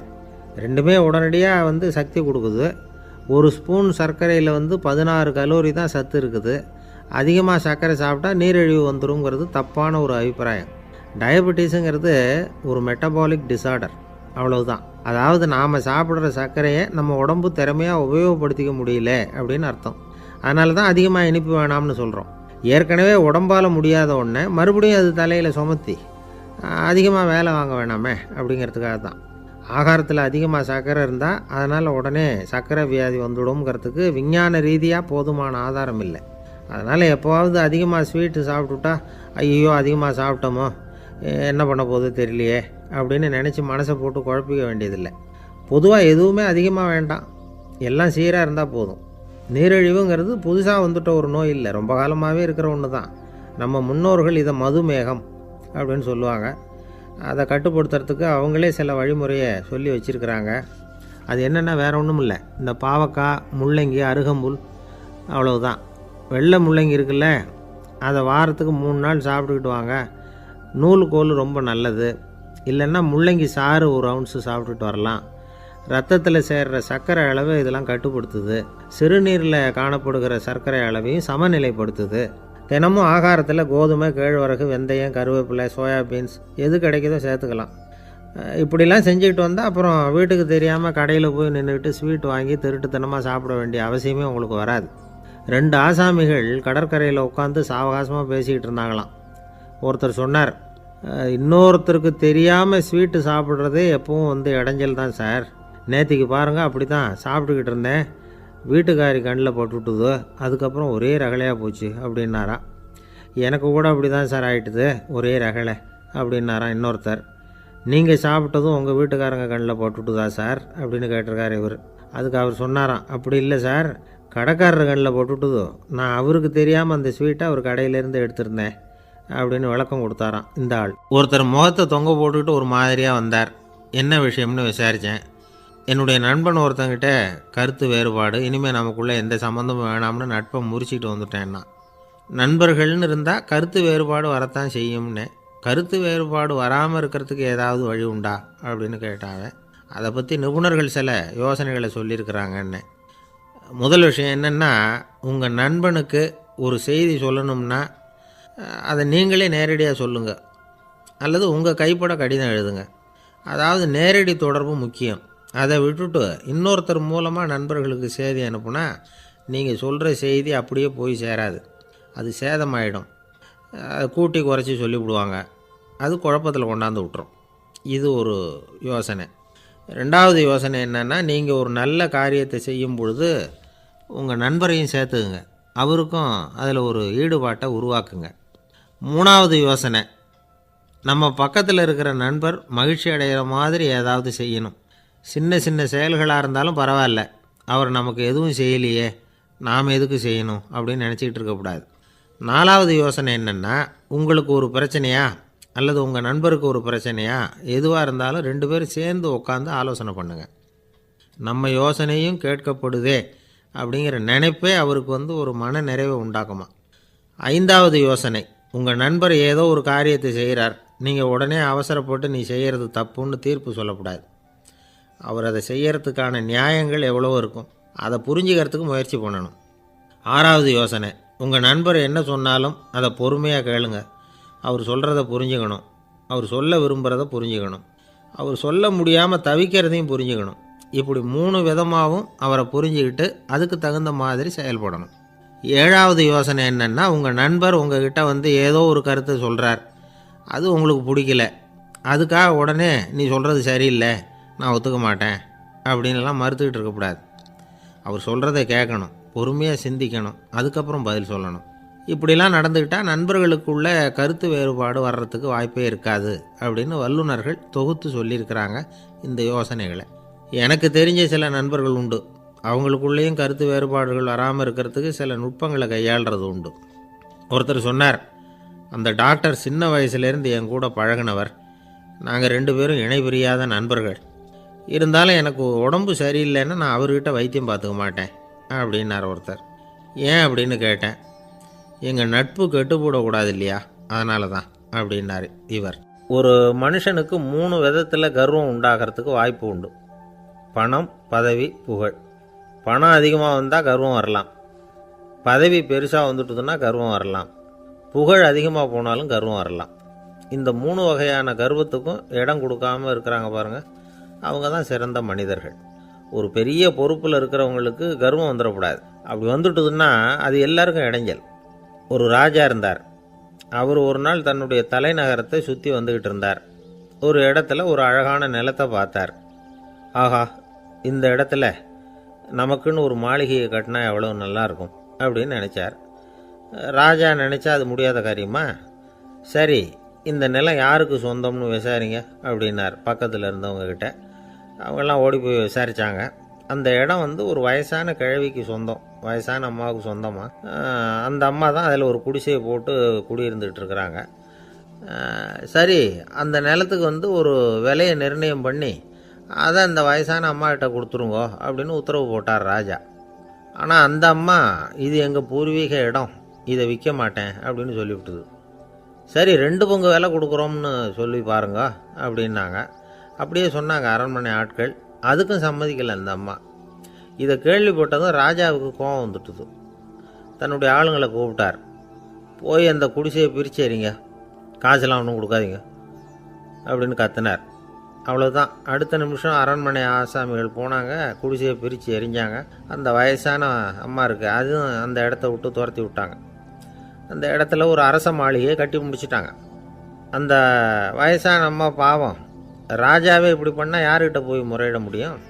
ஒரு ஞானி இருந்தார், அவர்கிட்ட போய் சொன்னாங்க. அவர் இவங்க சொன்னதை கேட்டு மனசில் வச்சுக்கிட்டார். ஒரு நாள் அந்த ராஜாவே இந்த ஞானியை கூப்பிட்டார். புதுசாக ஒரு மாளிகை கட்டியிருக்கிறேன், வந்து பாருங்கன்னு. சரின்னு சொல்லி இந்த பெரியவர் ஒரு நாள் அந்த மாளிகைக்கு போனார். சும்மா போகல, ஒரு கழுதையையும் ஓட்டிகிட்டு போனார். கொஞ்சம் சாக்குகள், வெத்து சாக்கு, அதையும் எடுத்து கழுதை முதுகில் போட்டு கழுதையை ஓட்டிகிட்டு போகிறார். ராஜா பார்த்தார். அவருக்கு இது ஆச்சரியமாக இருந்தது. என்ன இது, மாளிகைக்கு வந்துட்டு போங்கன்னு கூப்பிட்டா கழுதை சாக்கு இதெல்லாம் கொண்டு வராரே, ஒன்றும் புரியலையேன்னு நினச்சார். எதுக்காக இதெல்லாம்னு கேட்டார். அரசருடைய தோட்டத்திலேருந்து கொஞ்சம் மண் எடுத்துகிட்டு போகிறதுக்கு ஆசைப்பட்றேன், அதுக்கு நீங்கள் அனுமதி கொடுக்கணும் அப்படின்னாரு இவர். இது என்ன வேடிக்கையான கோரிக்கையாக இருக்குது அப்படின்னு நினச்சார் ராஜா. இருந்தாலும் மண் தானே கேட்குறாரு, எடுத்துகிட்டு போகட்டுமே அப்படின்னு நினச்சார். சரி, நான் அனுமதி கொடுத்தார். அந்த பெரியவர் தோட்டத்துக்கு போனார், மண்ணை வெட்டினார், சாக்கில் போட்டு நிரப்புனார். ராஜாவை கொஞ்சம் கிட்ட வாங்கன்னு கூப்பிட்டார். இந்த மண் மூட்டையை தூக்கி கழுதையோட முதுகில் வைக்கணும், கொஞ்சம் உதவி பண்ணுங்கன்னார். ஓ, பண்ணுறேனே அப்படின்னு சொல்லி ராஜா கிட்ட போனார். மூட்டையை தூக்கி பார்க்குறாரு, முடியல, திணறி போயிட்டார். இப்போ அந்த ஞானி பேசினாராம். அரசே, இந்த ஒரு சாக்கு மண்ணையே உங்களால் தூக்க முடியல, அந்த கிழவிகிட்ட இருந்து அந்த அக்கிரமமாக அபகரித்த இந்த தோட்டம் பூராவையும் சுமக்கணும்னு ஆசைப்படுறீங்களே, அது உங்களால் முடியுமா அப்படின்னு கேட்டாராம். ராஜா யோசனை பண்ண ஆரம்பித்தார். தன்னுடைய செயலுக்காக வருத்தப்பட்டாராம். அந்த வயசான அம்மாவை உடனடியாக வரவழைச்சார். தாயே, தப்பு பண்ணிட்டேன், என்னை மன்னிச்சுக்குங்க, இன்னையிலேருந்து இந்த மாளிகையும் தோட்டமும் உங்களுக்கு தான் சொந்தம் அப்படின்னு சொல்லிவிட்டாராம். போகிறப்ப இந்த உலகத்திலேருந்து எண்ணத்தை எடுத்துகிட்டு போக போகிறோம், அதனால் ரொம்பவும் அலட்டிக்க வேண்டியதில்லை, கர்வப்பட வேண்டியதில்லை அப்படிங்கிறது ஒரு பெரிய உபதேசம். ஒரு பெரிய மனுஷன் சாக கிடந்தார், ரொம்பவும் அழுதார். ஏன் அழறீங்க அப்படின்னு கேட்டாங்க சுற்றி இருந்தவங்க. நான் சாகிறதுக்காக கவலைப்படலை, நான் நம்ம ஜனங்களுக்காக எவ்வளவோ காரியம்லாம் செஞ்சுக்கிட்டு வந்தேன். நான் செஞ்சுக்கிட்டு வந்த சேவையை இனிமேல் யார் செய்ய போகிறாங்க, அது யாரால முடியும், அதை நினச்சி தான் அழறேன் அப்படின்னாராம். ஒருத்தர் முன்னாடி வந்தார். அதுக்காக நீங்கள் கவலைப்படாதீங்க, உங்கள் சேவையை தொடர்ந்து செய்கிறதுக்கு என்ன மாதிரி இளைஞர் பட்டாலும் தயாராக இருக்குது, இருந்தாலும் எங்கள் கவலை என்னென்னா அப்படின்னு இழுத்தார். என்ன சொல்லுங்கன்னு கேட்டார் அவர். நீங்கள் இது வரைக்கும் என்ன சேவை செஞ்சுக்கிட்டு வந்தீங்க, அதுதான் எங்களுக்கு இன்னமும் புரியாத புதிராக இருக்குது அப்படின்னாராம் அவர். இந்த காலத்து புள்ள ஒருத்தன் தன்னோட அப்பாவை பார்த்து சொன்னான், அப்பா, நான் உனக்கு உதவி செய்யலாம்னு நினைக்கிறேன், என்ன உதவி செய்யணும்னு சொல்லு அப்படின்னா. நீ சும்மா இருந்தால் அதுவே எனக்கு செய்கிற பெரிய உதவிடா அப்படின்னார் அப்பா. சும்மா இருக்கிறதும் ஒரு உதவி தான், அது மாதிரி மௌனமும் ஒரு சமூக சேவை தான் அப்படிங்கிறார் காஞ்சி பெரியவர். நமக்கு 5 புலன்கள் இருக்குது, மெய், வாய், கண், மூக்கு, செவி. இந்த 5லேயும் அதிகப்படியான வேலை எதுக்குன்னு நினைக்கிறீங்க? வாய்க்கு தான். ஏன்னா அதுக்கு 2 வேலை. இப்போ கண்ணுக்கு பார்க்குறது மட்டும்தான் வேலை, காதுக்கு கேட்குறது மட்டும்தான் வேலை, மூக்குக்கு வாசனை அறியறது தான் வேலை, உடம்புக்கு உணர்றது மட்டும்தான் வேலை. ஆனால் வாய் அப்படி இல்லை, அதுக்கு 2 வேலை, சாப்பிட்றதும் அதுதான், பேசுகிறதும் அதுதான். அதாவது வாய் ஒன்று தான் கர்மேந்திரியமாகவும் இருக்குது, ஞானேந்திரியமாகவும் இருக்குது அப்படின்னு சொல்லுவாங்க. சாப்பாட்டில் உட்காந்தா எந்தெந்த ஆகாரம் என்னென்ன ருசின்னு அறிவிக்கிற வேலையும் செய்யுது. சபையில் உட்காந்தா பாடுறது, பேசுறது, சிரிக்கிறது, இது மாதிரியான வேலையும் செய்யுது. இன்னொரு வித்தியாசம், கண்ணு காது மூக்கெல்லாம் ஸ்ட்ரெயின் பண்ணிக்கிட்டு வேலை செய்கிறதில்ல. ஒரு ரோஜா பூ பார்த்தா உடனே மூக்கு அப்படியும் இப்படியும் அசைய ஆரம்பிக்கிறதில்ல. ஒரு சங்கீதத்தை கேட்ட உடனே காது ஆட ஆரம்பிக்காது. ஆனால் வாய் அப்படி இல்லை, அது பேசினாலும் சரி சாப்பிட்டாலும் சரி அசைஞ்சு தான் ஆகணும். ஆக மற்றதை விட வாய்க்கு வேலை ஜாஸ்தின்னு தெரியுது. சாப்பிட்றது பேசுறது அப்படின்னு 2 காரியம் அதுக்கு. இப்படி 2 காரியம் இருக்கிறதுனால அது 2ஐயும் பாதியாக குறைச்சிக்கணுங்கிறது கடவுள் அபிப்பிராயமாக இருக்கணும் அப்படிங்கிறார் காஞ்சி பெரியவர். ஆனால் இப்போ நாம் அப்படியே நடந்துக்கிறோம், அதுக்கு நேர்மாறாக நடந்துக்கிறோம். நாம் சாப்பிட்றதும் அதிகம், பேசுகிறதும் அதிகம், 2 வேலையையும் தேவைக்கு அதிகமாகவே செய்கிறோம். வாய் தான் ரொம்ப ஓவர் ஒர்க்குடு. அதுக்கு ஓய்வு கொடுத்தா உடம்பும் நல்லாயிருக்கும், உலகமும் நல்லாயிருக்கும். மௌன விரதம் இருக்கிறதெல்லாம் எதுக்காக நினைக்கிறீங்க? இதுக்காக தான். இந்த காலத்தில் மௌனமாக இருக்கிறவங்கெல்லாம் மகத்தான தொண்டு செய்கிறாங்க அப்படின்னு தான் சொல்லணும். சத்தம் அதிகமாக போய் தான் சவுண்டு பொல்யூஷன் வருது. அது மட்டும் இல்லை, மௌனமாக இருந்தால் சண்டை சச்சரவே வராது. மௌனம் கலக நாஸ்தி. ஆக இதுவும் ஒரு சமூக சேவை தான். நமக்கு தான் வாய் இருக்குதேங்கிறதுக்காக வசமாக சாப்பிட்றதும் தப்பு, வளவளன்னு பேசுகிறதும் தப்பு. ஒரு கருத்தை சொல்கிறதுக்கு ஒரே ஒரு சொல்லு போதும் அப்படின்னு இருக்கும்பொழுது 2 சொற்களை செலவு பண்ணாதே. எவ்வளவு சொன்னாலும் அதனால் ஒரு பயனும் விளையாது அப்படின்னு தெரிய வருமேயானால் அந்த ஒரு சொல்லையும் விரயம் பண்ணாதே அப்படிங்கிறார் ஒரு அறிஞர். எல்லா குணங்கள்லேயும் மௌனம்தான் சிறந்தது அப்படிங்கிறார் ஒருத்தர். மௌனமாக இருக்கிறது மூலமாக மற்றவர்கள் குறைகளை நம்மளால் தெரிஞ்சிக்க முடியும். அதே சமயத்தில் நம்மக்கிட்ட இருக்கிற குறைகளை மற்றவங்களுக்கு தெரியாமல் மறைச்சிக்கவும் முடியுங்கிறார் அவர். உண்மைதானே? ஒரு பெரிய மேடை பேச்சாளர், பொது வாழ்க்கையில் 25 வருஷ காலமாக ஈடுபட்டிருக்கிறவர். அவர் மனைவி ஒரு நாள் சொன்னாங்க, எங்கள் வீட்டுக்காரர் 25 வருஷ காலமாக பொது வாழ்வில் ஈடுபட்டிருந்தா கூட இந்த மாதம் 10ஆம் தேதியிலேருந்து தான் மக்களுக்கு சேவை செய்ய ஆரம்பிச்சிருக்கார் அப்படின்னு நாங்கள் ரொம்ப பெருமையாக. 10ஆம் தேதிக்கு அப்படி என்ன விசேஷம் அப்படின்னு கேட்டோம். அன்னையிலேருந்து தான் அவர் மேடையில் பேசுகிறத நிறுத்தினார் அப்படின்னாங்க அந்த அம்மா.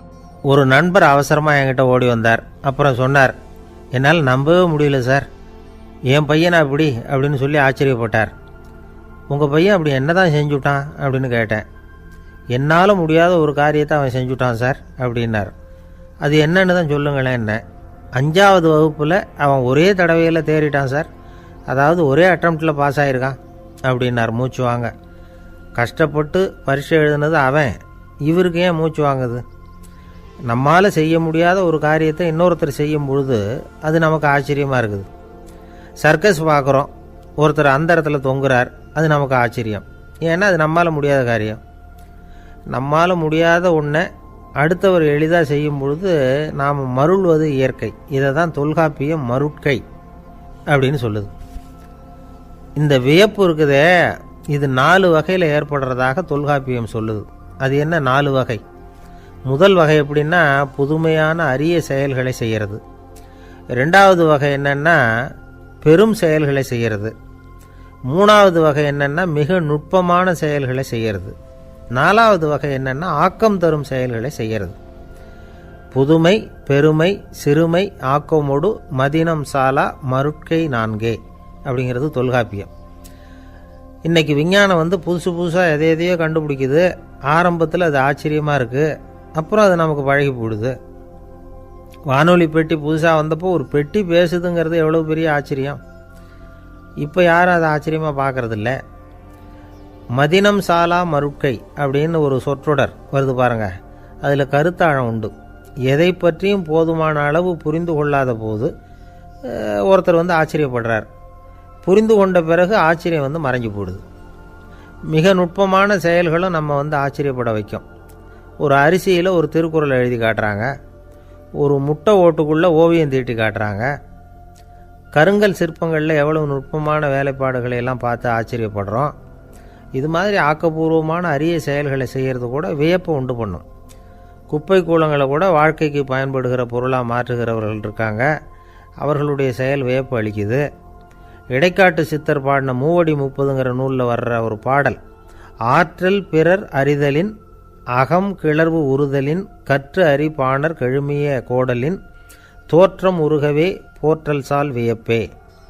ஒருத்தருடைய ஆற்றல் தெரியாமல் இருந்தது, அவருடைய அரிய செயலை பார்க்கும் பொழுது வியப்பாக இருந்தது, மனசுக்குள்ள கிளர்ச்சி. பாவலர்கள் இவர்களுடைய புகழை பாடி மற்றவர்களும் தெரிந்து கொள்ளுமாறு செய்கிறார்கள் அப்படிங்கிறது தான் ஒரு யதார்த்தமான உண்மை. ஆக எல்லா வகையிலும் மக்கள் தங்களுடைய வாழ்க்கையில் முன்னேறுவதற்கான வழிகாட்டுகிற ஒரு மெய்ப்பாடு தான் வியப்புங்கிறது. இந்த காலத்தில் நம்ம எப்படி எப்படியெல்லாம் ஆச்சரியப்பட வைக்கிறாங்க. ஒரு ஆளை பிடிச்சி ஜெயிலில் கொண்டு வந்தாங்க. ஜெயில் அதிகாரி அவனை ரொம்ப ஆச்சரியமாக பார்த்தாரான். இவன் கேட்டான், ஏன் சார் அப்படி பார்க்குறீங்க, நான் இப்போ இங்கே வர்றது உங்களுக்கு ஆச்சரியமாக இருக்குதா அப்படின்னு கேட்டிருக்கான். இதுக்கு ஜெயில் அதிகாரி சொல்லியிருக்கார், நீ இப்போ இங்கே வந்ததில் எனக்கு ஒன்றும் ஆச்சரியம் இல்லைப்பா, ஏற்கனவே நீ இங்கேருந்து விடுதலையாகி போய் 6 மாதம் ஆச்சு, இவ்வளவு லேட்டாக வர்றியே அதுதான் எனக்கு ஆச்சரியமாக இருக்குது அப்படின்னாராம். ஒருத்தர் ஒரு தவறு செஞ்சு விட்றாருன்னு வச்சுக்கோங்க, உடனே நீ செஞ்சது தவறு அப்படின்னு சொல்கிறது ஒரு வகை. அதுக்கு பதிலாக எது சரின்னு அவர் புரிந்து கொள்ள உதவி செய்கிறது இன்னொரு வகை. இந்த 2வது வகை இருக்குது பாருங்கள், நிர்வாக இயலில் இது ரொம்ப முக்கியம். அலுவலகத்தில் வேலை பார்க்குற ஒருத்தர் முக்கியமாக தெரிஞ்சுக்க வேண்டியது என்ன தெரியுமா? சக ஊழியர்கள்கிட்ட எப்படி பழகணும், மேலதிகாரிகள்கிட்ட எப்படி பழகணும், தனக்கு கீழே வேலை செய்கிறவங்கக்கிட்ட எப்படி பழகணும், வாடிக்கையாளர்கள்கிட்ட எப்படி பழகணும், இவங்க எல்லார்கிட்டையும் செம்மையான உறவை ஏற்படுத்திக்கிறது எப்படி, இதையெல்லாம் சொல்லிக் கொடுக்குற பாடம் தான் இன்டர் பர்சனல் ஸ்கில், திறமையான உறவு அப்படிங்கிறது. எந்த வேலையில் இருந்தாலும் சரி, இந்த உறவுகளை வளர்க்கும் திறன் உள்ளவங்க சீக்கிரம் முன்னுக்கு வந்துடுறாங்க. மற்றவங்க கிட்ட உறவை பலப்படுத்திக்கிறது எப்படி அப்படின்னு தெரிஞ்சுக்கிட்டோம்னா எந்த ஒரு தடையையும் சுலபமாக தாண்டி செய்கிற தொழிலில் முன்னுக்கு வந்துடலாம். ஹார்வர்டு பல்கலைக்கழகத்தில் ஒரு கணக்கெடுப்பு பண்ணி பார்த்தாங்களாம். பார்க்குற வேலையில் எது மாதிரி குணாதிசயம் உள்ளவங்க வேகமாக முன்னுக்கு வர்றாங்க அப்படின்னு தெரிஞ்சுக்கிறதுக்காக இந்த கணக்கெடுப்பு. வெவ்வேறு துறையில் வேகமாக முன்னுக்கு வந்திருக்கிற பல பேரை சந்தித்து இந்த சர்வேயை நடத்தியிருக்கிறாங்க. அவங்க கண்டுபிடிச்சி சொல்லியிருக்கிற உண்மை என்ன தெரியுமா? ஒருத்தர் ஒரு வேலையில் இருந்தால் அது சம்பந்தப்பட்ட சப்ஜெக்ட் பற்றிய அறிவு 35% இருந்தால் போதுமா. ஆனால் உறவுகளை வளர்க்கக்கூடிய திறன், இன்டர் பர்சனல் ஸ்கில்லு 65% வேணும். இப்படி உள்ளவங்க சீக்கிரம் முன்னுக்கு வந்துடுறாங்களாம். அதனால் ஒருத்தருக்கு வேலை சரியாக புரியலைன்னா கூட விவரமாக மற்றவங்கக்கிட்ட பழகிறது எப்படின்னு புரிஞ்சால் போதும், அவர் முன்னுக்கு வந்துடலாம். அலுவலகங்களில் மட்டும் இல்லை, எல்லா இடங்கள்லேயும் இது ரொம்ப முக்கியம். வீட்டுக்குள்ளேயும் இது ரொம்ப முக்கியம், வீட்டுக்கு வெளியேயும் இது முக்கியம். அடுத்தவங்கக்கிட்ட பழகிறது எப்படிங்கிறத தெரிஞ்சிக்காதவன் வாழ்க்கையில் முன்னேற முடியாது. இன்றைக்கி ஆயுதங்களால் காயப்படுத்தி கொள்ளுகிறவர்களை விட வார்த்தைகளால் காயப்படுத்தி கொள்ளுகிறவர்கள் தான் அதிகம். பெரியவங்க என்ன சொல்கிறாங்க தெரியுமா? நீங்கள் இந்த பூமியில் பிறந்ததன் அர்த்தம் பூர்த்தி ஆகணும்னா அடுத்தவங்களுக்கு உதவி பண்ணுங்க. அடுத்தவங்களுக்கு உதவி செய்ய முடியாவிட்டால் கூட பரவாயில்லை, ஆனால் யாரையும் புண்படுத்தி விடாதீங்க அப்படின்னு சொல்கிறாங்க. எனக்கு தெரிஞ்ச ஒருத்தர் ஒரு அலுவலகத்தில் வேலை பார்க்குறார். அவர் சொல்லுவார், எனக்கு இந்த இன்டர் பர்சனல் ஸ்கில் ரொம்ப அதிகம் சார், சக ஊழியர்கள்கிட்ட ரொம்ப சுமூகமாக நடந்துக்குவேன். என் கூட வேலை பார்க்குற ஒருத்தருக்கு ஏதாவது ஒரு கஷ்டம்னா அந்த சமயத்தில் அவர் செய்ய வேண்டிய வேலையை நான் செஞ்சுருவேன் சார் அப்படிம்பார். நான் அவர்கிட்ட சமீபத்தில் அப்படி ஏதாவது செஞ்சுருக்கீங்களா அப்படின்னு கேட்டேன். செஞ்சுருக்கேன் சார். போன வாரம் புதன்கிழமை ஆஃபீஸில் என் பக்கத்து சீட்டுக்காரருக்கு வயிற்று வலி, உடனே நான் மெடிக்கல் லீவ் போட்டுவிட்டு எங்கள் வீட்டுக்கு போயிட்டேன் சார் அப்படின்னார். ஒரு அம்மா தெருவில் உட்காந்து என்னத்தையோ தேடிட்டு இருக்கிறாங்க. அந்த அம்மா ஒரு சூஃபி ஞானி. அவங்க பேர் என்னென்னா ரபியா அல் அடாவியா. அந்த அம்மாவுக்கு கண் கூட தெளிவாக தெரியாது. அந்த பக்கமாக வந்த சில பேர் இவங்களுக்கு உதவி செய்கிறதுக்காக வந்தாங்க. என்ன தேடிகிட்டு இருக்கிறீங்க அப்படின்னு கேட்டாங்க. இதுக்கு அந்த அம்மா, அந்த கேள்வி அவ்வளோ முக்கியத்துவம் இல்லை, நான் தேடிகிட்டு இருக்கிறேன், உங்களால் முடிஞ்சால் எனக்கு உதவி பண்ணலாம் அப்படின்னாங்களாம். உதவி செய்ய வந்தவங்களுக்கு ஆச்சரியம். எதை தேடுறோங்கிறது தெரியாமல் இப்படி ஏன் நேரத்தை செலவழிக்கிறீங்க, நாங்கள் எப்படி உங்களுக்கு உதவ முடியும், எங்களுக்கு ஒன்றும் புரியலையே அப்படின்ட்டுருக்காங்க. சரி, உங்களை திருப்தி பண்ணுறதுக்காக சொல்கிறேன், ஒரு குண்டூசி தொலைஞ்சி போச்சு, அதை தேடுறேன் அப்படின்னாங்களாம் அந்த அம்மா. அதுக்கப்புறம் இவங்களும் சேர்ந்து தேட ஆரம்பிச்சிட்டாங்க. கொஞ்ச நேரம் ஆச்சு, ஒன்றும் கிடைக்கல. உதவி செய்ய வந்தவங்களும் அழுத்து போட்டாங்க. அப்புறம் கேட்டாங்க, இதை பாருங்கம்மா, இது ரொம்பவும் பெரிய தெரு, அகலமான தெரு, அதனால் குறிப்பாக நீங்கள் எந்த இடத்துல அந்த குண்டூசியை தொலைச்சிங்க அதை சொல்ல முடியுமான்னாங்களாம். இதுக்கு அந்த அம்மா, நீங்கள் மறுபடியும் அர்த்தமில்லாத கேள்வியை கேட்குறீங்க, உங்கள் கேள்விக்கும் நான் தேடுறதுக்கும் என்ன சம்மந்தம்னாங்களாம். இதை கேட்டதும் அவங்க ஒரு மாதிரி ஆயிட்டாங்க. என்னம்மா நீங்கள் பைத்தியம் மாதிரி பேசுகிறீங்க அப்படின்னாங்களாம். சரி, உங்களை மறுபடியும் திருப்திப்படுத்துறதுக்காக சொல்கிறேன், அதை நான் எங்கள் வீட்டில் தொலைச்சுட்டேன் அப்படின்னாங்களாம். அப்புறம் எதுக்காக இங்கே தேடிட்டு இருக்கிறீங்க அப்படின்னு கேட்டிருக்காங்க. ஏன்னா இங்கே தான் வெளிச்சம் அதிகமாக இருக்குது, அங்கே வீட்டுக்குள்ளே இருட்டாக இருக்குது, அதனால் இங்கே தேடுறேன், வெளிச்சம் உள்ள இடத்துல தானே தேட முடியும் அப்படின்னாங்களாம் அந்த ஞானி. இந்த கதைக்கு என்ன அர்த்தங்கிறத பெரியவங்க சொல்கிறாங்க. அதாவது இந்த தேடுதல்ங்கிறது ஒரு வியாதி. அது நம்ம சதா அலைய வைக்கும், பைத்தியமாக மாற்றுறதுக்கு முயற்சி பண்ணோம். ஒரு காலம் அது நிறைவு அடையவே அடையாது. வாழ்வுங்கிறது ஒரு புரிந்து கொள்ள முடியாத சதா இயங்கி கொண்டிருக்கிற ஒரு செயல். அதுக்கு ஆரம்பமும் இல்லை, முடிவும் கிடையாது. எதையோ தேடணும் அப்படிங்கிற உந்துதல் நமக்குள்ளே இருக்கும், ஆனால் குறிப்பாக எதை தேடிட்டு இருக்கிறோம் அப்படிங்கிறது புரியாது. அப்படி ஏதாவது ஒன்றை தேடி அடைஞ்சிட்றோம்னு வச்சுக்கோங்க, உடனே ஒரு அதிருப்தி வந்துடும். அதனால் வாழ்க்கைங்கிறது சலிப்பு நிறைந்தது அப்படிங்கிற எண்ணத்தை உண்டாக்கிக்கிறோம். ஒன்று அடைஞ்சதுக்கு அப்புறம் இன்னொன்று தேட ஆரம்பிச்சிருவோம். ஆக இந்த தேடல்ங்கிறது நாம் ஒன்று அடைஞ்சாலும் அடையாவிட்டாலும் தொடர்ந்து நடந்துக்கிட்டு தான் இருக்கும். இதுக்கு முடிவே கிடையாது. இந்த உண்மையை நாம் நல்லா புரிஞ்சுக்கணும் அப்படிங்கிறது பெரியவங்களுடைய கருத்து. ஏழையும் தேடுறான், பணக்காரனும் தேடுறான், நோயாளியும் தேடுறான், நோய் இல்லாதவனும் தேடுறான், அதிகாரம் உள்ளவனும் தேடுறான், அதிகாரம் இல்லாதவனும் தேடுறான், முட்டாளும் தேடுறான், அறிவாளியும் தேடுறான். ஆனால் யாரும் இதை தான் தேடி சாதிக்க போகிறோம், இதுதான் முடிவு அப்படின்னு திட்டவட்டமாக சொன்னதில்லை. ஒன்று அடைஞ்சதும் இன்னொன்று தேட ஆரம்பிச்சிடுறாங்க, அவ்வளோதான். அதாவது உங்களின் தேடுபவர் உங்கள் உள்ளே தான் இருக்கிறார், அவரை தேடி கண்டுபிடியுங்கள். இதுதான் ஞானிகள் நமக்கு சொல்லுகிற ஒரு ஆலோசனை. நம்மால் ஒருத்தன் ஜெயிலில் இருந்தான். இன்னொரு கைதி அவனை பார்த்து கேட்டான், ஏன்பா உன்னை பார்க்குறதுக்கு வெளியிலேருந்து யாருமே இங்கே வர்றது இல்லையே, உனக்கு சொந்தக்காரங்களே கிடையாதா அப்படின்னு கேட்டானா. ஏன் இல்லை, எனக்கு சொந்தக்காரங்க நிறைய பேர் உண்டு, அவங்க என்னை பார்க்க வராததுக்கு காரணம் வேற அப்படின்ட்டுருக்கான் இவன். என்ன காரணம்னு கேட்டான் அவன். அதுக்கு இவன் சொன்னானா, அதுக்கு என்ன காரணம்னா அவங்க எல்லாரும் இங்கே உள்ளேயே இருக்கிறாங்க அப்படின்னானா. ஒரு சீன தேசத்து அரசர் இருந்தார். அவருக்கு வயசாயிட்டுது. அவருக்கு அடுத்தபடியாக அவருடைய புள்ள பட்டத்துக்கு வரணும், ஆட்சி பொறுப்பை ஏற்றுக்கணும். ஒரு நல்ல தலைவனுக்கு இருக்க வேண்டிய பண்புகள்லாம் தன்னுடைய மகனுக்கு இருக்கணும்னு விரும்பினார் அந்த அரசர். அதனால் இளவரசனை பக்கத்தில் இருந்த ஒரு குரு கிட்ட அனுப்புனார். இளவரசன் அவர்கிட்ட போய் சேர்ந்தான். அந்த குரு என்ன பண்ணார் தெரியுமா, இவனை பார்த்து சொன்னார், இதை பாருப்பா, நீ என்ன பண்ணுற, இப்போவே பக்கத்தில் இருக்கிற காட்டுக்கு போ, நடு காட்டில் போய் ஒரு இடத்துல உட்காந்துக்கோ, அங்கே என்னென்ன சத்தம்லாம் உன் காதில் விழுதுன்னு கவனித்து கேளு, உன் காதில் விழுந்த ஓசைகள் என்னென்னங்கிறத என்கிட்ட சொல்லு, அதுதான் எனக்கு தெரியணும், உனக்கு வேலையும் அதுதான் அப்படின்னு சொல்லி அனுப்பி வச்சுட்டார். இளவரசன் காட்டுக்கு போனான். குரு சொன்னபடியே ஒரு இடத்துல உட்காந்து கவனித்து கேட்டான்.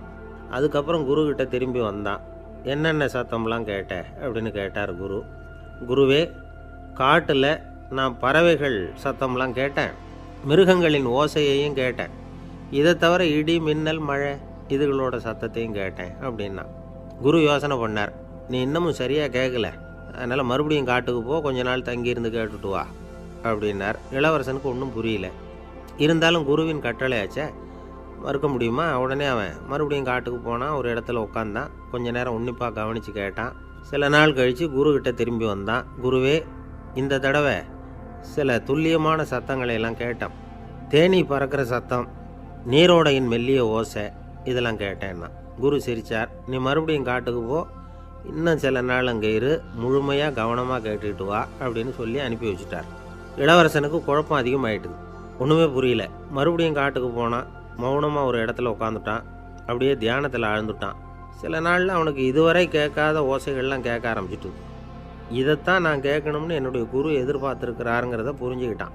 உடனே குருக்கிட்ட ஓடனான். குருவே, இந்த தடவை காதுகளுக்கு கேட்க முடியாத சில ஓசைகளை கூட என்னால் உணர முடிஞ்சுது. பூ மலருகிற ஓசை, சூரியனால் பூமி சூடாகிறப்போ எழுகிற ஓசை, காலை பனித்துளி இந்த புல்லுலாம் குடிக்கிற ஓசை, இது எல்லாம் என்னால் நல்லா கேட்க முடிஞ்சுது அப்படின்னா.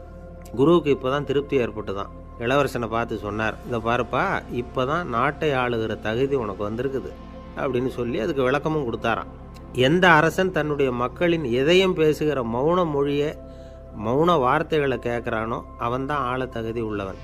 எந்த அரசன் தன்னுடைய மக்களின் உணர்ச்சிகளை உண்மையாக உணர்றானோ அவன்தான் முதன்மையான அரசன். போலி வார்த்தைகளை மட்டும் கேட்டுட்டு பல மௌன ராகங்களை காதில் வாங்கிக்காதவன் அரசனே இல்லை. எந்த நாட்டில் எப்போ ஒரு அரசன் தன்னுடைய மக்களின் உணர்ச்சிகளை கேட்க மறுக்கிறானோ அன்னையிலேருந்தே அந்த நாடு அழிய தொடங்குது அப்படின்னு அர்த்தம். இதுதான் அந்த குரு இளவரசனுக்கு போதிச்சது. வாயால் பேசுகிறத மட்டும் கேட்டு ஏமாறக்கூடாது, உணர்ச்சிகளையும் கேட்குறதுல தான் மனப்பக்குவம் உண்டாகும். மக்கள் உணர்ச்சிகளை புரிந்து கொள்ளாத அரசர்கள் நீடிச்சிருக்க முடியாது. அது மாதிரி நாடுகளில் அடிக்கடி குழப்பம் தான் உண்டாகும். அப்படி இருந்தால் அடிக்கடி ஆட்சி மாறிக்கிட்டு இருக்கும். அப்படிப்பட்ட ஒரு தேசம், அங்கே ஒரு சிறைச்சாலையில் 3 கைதிகள் பேசிக்கிட்டு இருந்தாங்க.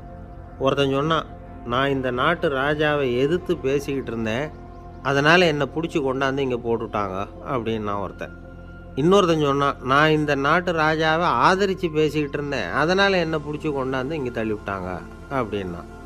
அது சரி, நீ என்ன தப்பு பண்ண அப்படின்னு சொல்லி 3வது ஆளை பார்த்து இவங்க கேட்டாங்க. அதுக்கு அந்த ஆள் சொல்கிறான், நான் தான் இந்த நாட்டு ராஜா அப்படின்னானா.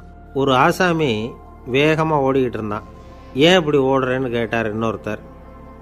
அங்கே ஒரு ஆள் அடிபட்டு கிடக்கிறான், அதை பார்த்தேன், உடனே ஓடுறேன்னா. எங்கேன்னு கேட்டார். ஆஸ்பத்திரிக்குன்னா. ஒரு ஆள் அடிபட்டு கிடக்கிறத பார்த்தா உடனடியாக நாம் செய்ய வேண்டியது முதல் உதவி, அதுக்கப்புறம் தான் ஆஸ்பத்திரி. இன்றைக்கி விபத்துங்கிறது சர்வசாதாரணமாக நடந்துக்கிட்டு இருக்குது. வாகன விபத்து, வெடிகுண்டு விபத்து, தீ விபத்து, கட்டடம் சரியறது, பூகம்பம், இப்படி நிறைய நடக்குது. ஒரு விபத்தை பார்த்துட்டா நம்மளில் பல பேர் நமக்கு என்னத்துக்கு வம்புன்னு ஒதுங்கி போயிடுறதும் உண்டு. சில பேர் துணிஞ்சு கிட்ட போய் உதவி செய்கிறதும் உண்டு. அப்படி உதவி செய்ய நினைக்கிறவங்களுக்கு உபயோகப்படுற தகவல் இது. விபத்தில் காயமடைஞ்சவங்களை 3 பிரிவாக பிரிக்கலாமா. முதல் வகை கொஞ்சம் சீரியஸானது, உயிருக்கு உடனே ஆபத்து தரக்கூடியது. மூளை காயம், முகம், கழுத்து காயங்கள், இருதயம், நுரையீரல் காயங்கள், வயத்தில் உள்ளுறுப்பு காயங்கள், அதிகப்படியான இரத்தப்போக்கு, இதனால எல்லாம் பாதிக்கப்பட்டிருந்தால் அது முதல் வகை அப்படின்னு நாமளே மனசுக்குள்ளே முடிவு பண்ணிக்கணும். இவங்களுக்கெல்லாம் உடனடியாக முதல் உதவி கொடுக்கணும். தாமதப்படுத்தாமல் ஆஸ்பத்திரிக்கு கொண்டுகிட்டு போயிடணும். இப்படி கொஞ்சம் எச்சரிக்கையாக நடந்துக்கிட்டால் அவங்களில் பல பேரை காப்பாற்றிக்கொள்ளலாம். 2வது வகை எப்படின்னா, முதல் உதவி விரைவாக கிடைச்சா உயிர் பிழைக்கக்கூடிய மார்பு காயங்கள், கைகால் எலும்பு முறிவு, இடுப்பு முதுகெலும்பு காயம், சீரான இரத்த சேதம், இப்படிப்பட்டவங்களை 2வது வகையாக பிரிக்கணும். ஆபத்து இல்லாத சிராய்ப்புகள், சிறு காயங்கள், இரத்த உறைவுகள், இதனால் பாதிக்கப்படுறவங்க 3வது வகை. ஒருத்தர் தலையில் அடிபட்டு நினைவு இழந்துட்டார்னு வச்சுங்க, அவருக்கு வாந்தி வர்றதுனால புறையேறி மூச்சு அடைப்பு உண்டாகும். இப்படி ஆகாமல் இருக்கிறதுக்காக தலையை ஒரு பக்கமாக சாய்ச்சி வைக்கலாம். நாடி துடிப்பையும் இதய துடிப்பையும் தொட்டு பார்க்கணும். அது குறைஞ்சிருந்தாலும் சரி, நின்று இருந்தாலும் சரி, அவர் மார்பை நிமிஷத்துக்கு 80 தடவை உள்ளங்கையால் அழுத்தி இதய துடிப்பை மீட்கிறதுக்கு உதவி பண்ணணும். கழுத்தில் காயம்பட்டாலும் ஆபத்து அதிகம். கழுத்துக்கு அடியில் ஒரு துண்டை மடித்து வைக்கலாம். 2 பக்கமும் சின்ன தலையணை அல்லது துணி மடிப்புகளை வச்சு கழுத்தை அதிகமாக அசையாமல் பார்த்துக்கலாம். முதுகெலும்பு முறிஞ்சிருக்குமோ அப்படிங்கிற சந்தேகம் இருந்ததுன்னா அவரை அதிகமாக அசைய விடக்கூடாது. அதிகமாக அசைஞ்சால் தண்டு இடத்துல பாதிப்பு ஏற்பட்டு கைகால் விளங்காமல் போயிடும். அவரை ஒரு கனமான போர்வை இல்லைன்னா பாயில் படுக்க வச்சு 4 பேர் மெதுவாக தூக்கி மருத்துவ உதவிக்கு அனுப்பி வைக்கலாம். கையெலும்பு முறிஞ்சிருந்தால் முறிஞ்ச பாகத்தை உடம்போடு சேர்த்து அசையாமல் கட்டி போடலாம். கால் எலும்பு முறிஞ்சிருந்தால் மற்ற காலோடு சேர்த்து கட்டி போடலாம். முறிஞ்ச பாகம் தொங்காமல் பார்த்துக்கணும், அப்போ தான் வீக்கம் உண்டாகாமல் இருக்கும். வெட்டு காயம், குண்டடிப்பட்ட காயம், இதிலெல்லாம் ரத்தப்போக்கு அதிகமாக இருக்கும். ரத்தம் வெளியேற ஆபத்து அதிகம். சுத்தமான துணியை பல மடிப்புகளை மடித்து காயத்தின் மேலே வச்சு அழுத்தமாக ஒரு 10 நிமிஷம் பிடிச்சிக்கணும். ரத்தம் நின்ன உடனே காயத்துக்கு கட்டு போடலாம். சில சமயம் காயம்பட்ட பாகத்தை உயரமாக தூக்கி பிடிச்சிக்கிட்டா தான் ரத்த கசிவு நிற்கும். இந்த விவரங்களையெல்லாம் கொஞ்சம் மனசில் வாங்கி வச்சுக்கிட்டோம்னா சமயத்தில் உதவும். ஏன்னா இந்த காலத்தில் விபத்து எந்த ரூபத்தில் எப்போ வரும்னு யூகிக்கவே முடியல. நண்பர் ஒருத்தர் சொன்னார், நேற்றுக்கு பாருங்கள் சார், என் கண்ணு முன்னாடியே ஒரு சின்ன விபத்து நடந்ததுன்னார். என்னன்னு விசாரித்தோம். ஒரு பஸ்ஸில் வந்துக்கிட்டு இருந்தேன். அந்த பஸ்ஸில் பின்பக்கம் படி ஓரமாக நின்றுக்கிட்டு இருந்த ஒருத்தர் ரோட்டில் விழுந்துட்டார். டிரைவர் அதை கவனிக்கலை, நிறுத்தாமல் அவர் பாட்டுக்கு போகிறாருன்னார். கண்டக்டர் உடனே விசில் கொடுத்து பஸ்ஸை நிறுத்த வேண்டியது தானே அப்படின்னோம். அதுதான் சார் முடியாமல் போச்சுன்னார் அவர். ஏன்னு கேட்டாங்க. தவறி கீழே விழுந்ததே அந்த கண்டக்டர் தான் சார் அப்படிங்கிறார். ஒரு நண்பர், அவர்கிட்ட பேசிக்கிட்டு இருந்தேன். மனித உறவுகள் பற்றி அவர் சொல்லிகிட்டு இருந்தார். அமெரிக்காவில் தந்தை மகன் உறவு எப்படி இருக்குது அப்படிங்கிறத விளக்கிறதுக்கு அவர் ஒரு கதையை சொன்னார். ஒரு அப்பா பகல் பூராவும் அலுவலகத்தில் வேலை, ஓடி ஆடி உழைச்சிக்கிட்டு களைச்சி போய் ராத்திரி 10 மணிக்கு மேலே வீடு திரும்பினான். வீட்டு வாசலில் அவரோட மகன் காத்துக்கிட்டு இருக்கிறான். இன்னமும் தூங்கலை. அப்பாவை வாசல்லையே தடுத்து நிறுத்தி, அப்பா உனக்கு சம்பளம் எவ்வளவு அப்படின்னு கேட்குறான். ஏற்கனவே ஆஃபீஸு பிரச்சனைகளால் அலுத்து போய் திரும்புகிற அப்பாவுக்கு கோவம் வந்துடுது. என்னடா இப்படிலாம் கேளுன்னு உங்கள் அம்மா உனக்கு சொல்லி கொடுத்தாளா அப்படின்னு சொல்லிவிட்டு உள்ளே போய் சட்டையை கட்டி மாட்டிவிட்டு குளிச்சுவிட்டு மறுபடியும் வெளியில் வந்து உடையை மாற்றுகிற சமயம் அப்போ மறுபடியும் மகன் உள்ளே வந்து நிற்கிறான் அவர் முன்னாடியே. அப்பா உனக்கு எவ்வளவு சம்பளங்கிறான் மறுபடியும். அப்பாவுக்கு எரிச்சல் அதிகமாகிட்டுது. மணிக்கு $20 போதுமா அப்படின்னார். அப்படின்னா எனக்கு ஒரு $10 தர முடியுமான்னா மகன். இதுக்கு தான் என் சம்பளம் எவ்வளவுன்னு கேட்டியா? 2ஆம் வகுப்பு படிக்கிற உனக்கு எதுக்குடா $10 அப்படின்னு கத்திவிட்டு தொலைக்காட்சி பெட்டியின் முன்னாடி போய் உட்காந்துக்கிட்டு ஏதோ நிகழ்ச்சியை பார்க்க ஆரம்பிச்சிட்டார். கொஞ்ச நேரம் கழித்து மறுபடியும் மகன் வந்து நிற்கிறான். அப்பா ப்ளீஸ் எனக்கு ஒரு $10 கொடுக்க முடியுமா? மகனுடைய கண்களில் கண்ணீர். என்னடா அவன் கண்ணீரை காட்டி காரியம் சாதிக்கலாம்னு பார்க்குறியா? ஒரு காசு கூட கொடுக்க மாட்டான் போ அப்படின்னு விரட்டி விட்டான். மகன் கண்ணீரை தொடச்சிக்கிட்டே கண்ணை தொடச்சிக்கிட்டு பேசாமல் போய் படுத்துக்கிட்டானான். கொஞ்ச நேரம் ஆச்சு. அப்பாவோட கோபம் கொஞ்சம் கொஞ்சமாக குறைஞ்சிது. பிள்ளைகிட்ட கோபமாக கத்துனது தப்பு தாங்கிறது புரிஞ்சுது அவனுக்கு. எழுந்திரிச்சு போனான், படுக்கை இறக்கி போனான். மகனை பார்த்தான். அவன் தலையணையை கட்டி பிடிச்சிக்கிட்டு அழுதுகிட்டு இருக்கிறான். அவனை மெல்ல நெருங்கி அவங்ககிட்ட எதமாக பேசுகிறதுக்கு ஆரம்பித்தானான். எதுக்குடா உனக்கு $10 பள்ளிக்கூடத்தில் கேட்டாங்களா அப்படின்னு கேட்டானான். மகன் சொல்லியிருக்கான், இல்லை டாடி, உனக்கு 1 மணி நேரம் சம்பளம் $20ன்னு சொன்னேன். நீ ஏற்கனவே எனக்கு கொடுத்த பாக்கெட் மணி $10 என்கிட்ட இருக்குது. இப்போ நீ இன்னொரு $10 கொடுத்தீங்கன்னா அதையும் சேர்த்து $20 ஆகிடும். அந்த $20 நான் உனக்கு கொடுத்துருவேன். அப்படி கொடுத்தா நீ என் கூட 1 மணி நேரம் செலவழிப்ப இல்லையா? அதுக்காக தான் $10 கேட்டேன் அப்படின்னு சொன்னானான். அந்த அப்பா கண்ணு கலங்கி போச்சான். ஆதரவோடு தன்னுடைய மகனை கட்டி பிடிச்சி அழ ஆரம்பிச்சிட்டாராம். இதுதான் நண்பர் சொன்ன கதை. அமெரிக்கா மட்டும் இல்லை, உலகம் பூராவும் இன்றைக்கி மனித உறவுகள் இப்படி தான் மாறிட்டுருக்கு. பெரியவர்கள் அறிவுரை என்ன தெரியுமா? உங்கள் குழந்தைகளிடமிருந்து குழந்தை பருவத்தை பிரித்து விடாதீர்கள் அப்படிங்கிறது தான். அதாவது இன்றைய குழந்தைகள் தங்கள் பிருந்தாவனத்தை இழந்து விடுகிறார்கள் அப்படிங்கிறது அவங்களுடைய கருத்து. இந்த நிலைக்கு நாம் காரணமாக இருந்துடக்கூடாது. குழந்தைகளோட விளையாடுவோம், குடும்பத்தோடு உறவாடுவோம் அப்படிங்கிறது தான் நம்முடைய நோக்கமாக இருக்கணும். இன்றைய உறவு முறைக்கு இன்னொரு உதாரணம் சொல்லுவாங்க. ஒருத்தர் வந்தாராம், அவர் பக்கத்தில் ஒரு சின்ன பையன். நாம் அவரை விசாரிக்கிறோம், யார் இந்த பையன் அப்படின்னா அவர் சொல்கிறார், இவன் எனக்கு தூரத்து உறவு அப்படின்னாராம். இந்த தூரத்து உறவுன்னா எப்படின்னு இருக்கான். இதுக்கு அவன் சொல்லியிருக்கிறான், இவன் எங்கள் அப்பாவுக்கு 8வது புள்ளை அப்படின்னானான். ஒரு ஊரில் ஒரு பெரிய ஞானி இருந்தார். அவர் படுக்கையில் இருந்தார். இன்னும் கொஞ்சம் நேரம்தான் அவர் இந்த உலகத்தில் இருக்க போகிறார். அவரை சுற்றி ஏகப்பட்ட கூட்டம். ஏற்கனவே அவருடைய உபதேசங்களை கேட்டவங்க பல பேர் அவரை சுற்றி நிற்கிறாங்க. அந்த ஞானி மெதுவாக கண்ணை திறந்து பார்க்குறார். எல்லாரும் அவருடைய கடைசி வார்த்தையை கேட்கறதுக்காக அவளோட காத்துக்கிட்டு இருக்கிறாங்க. அந்த ஞானி மெதுவாக பேச ஆரம்பித்தார். நான் என்னுடைய வாழ்நாள் பூராவும் உங்களுக்கு நிறைய போதனைகள் சொல்லிக்கிட்டு இருக்கிறேன். பேரானந்தம், மகிழ்ச்சி, தியானத்தன்மை, இதை பற்றியெல்லாம் சொல்லியிருக்கிறேன். இப்போ நான் வேறு ஒரு கரைக்கு போய்கிட்டுருக்கிறேன். நான் இனிமேல் இந்த கரையில் இருக்க மாட்டேன். நீங்கள் நான் சொன்னதையெல்லாம் கேட்டீங்க, ஆனால் எதையும் நீங்கள் நடைமுறைப்படுத்தி பார்க்கல. எல்லாம் கேட்டதோடு சரி, அதோடு விட்டுவிட்டீங்க. அப்புறம் அதை தள்ளி போட்டுக்கிட்டே வந்துட்டீங்க. மேலும் அதை தள்ளி போடுறதுல எந்த பிரயோஜனமும் கிடையாது. இப்போ நான் போய்கிட்டு இருக்கிறேன். உங்களில் யாராவது என்னோட வர்றதுக்கு தயாரா அப்படின்னு கேட்டார். அவ்வளவுதான். யாரும் வாயை திறக்கலை. ஒரே மௌனம், சத்தமே இல்லை. ஒருத்தர் பார்த்துக்கிட்டே நிற்கிறாங்க. அந்த கூட்டத்தில் ஒரு ஆள் அந்த ஞானி கூடவே 40 வருஷத்துக்கு மேலே இருந்திருக்கிறான். அவனும் வாயை திறக்காமல் இன்னொருத்தன் முகத்தை பார்த்துக்கிட்டே நிற்கிறான். இந்த சமயத்தில் பின்னாடி நின்றுக்கிட்டு இருந்த ஒருத்தன் கையை தூக்கினான். ஞானி அவனை பார்த்தார். சரி, ஒருத்தனுக்காவது நம்மோட வர்றதுக்கு தைரியம் இருக்குது அப்படின்னு நினச்சார். ஆனால் அந்த ஆள் என்ன சொன்னான் தெரியுமா? ஐயா, நீங்கள் கேட்குறப்போ நான் உடனே எழுந்திருக்கல, கையை மட்டும்தான் தூக்கினேன். என்ன காரணம்னா, நான் எப்படி அடுத்த கரைக்கு சேர்றதுங்கிறது தெரிஞ்சுக்கிறதுக்காகத்தான். அந்த விவரத்தை மட்டும் இப்போ உங்ககிட்ட இருந்து நான் தெரிஞ்சுக்க ஆசைப்பட்றேன். ஏன்னா இப்போ நான் உங்கள் கூட வர்றதுக்கு தயாராக இல்லை. எவ்வளவோ காரியங்களை நான் இன்னும் இங்கே முடிக்க வேண்டி இருக்குது. வீட்டுக்கு ஒரு விருந்தினர் வந்திருக்கிறார். என்னுடைய இளைய மகனுக்கு கல்யாணம் பண்ணி வைக்கணும். அதனால் இன்றைக்கி உங்கள் கூட வர முடியாது. அது மட்டும் இல்லை, இப்போ உங்கள் கூட அடுத்த கரைக்கு வந்தால் திரும்பி வர முடியாதுன்னு வேறு சொல்கிறீங்க.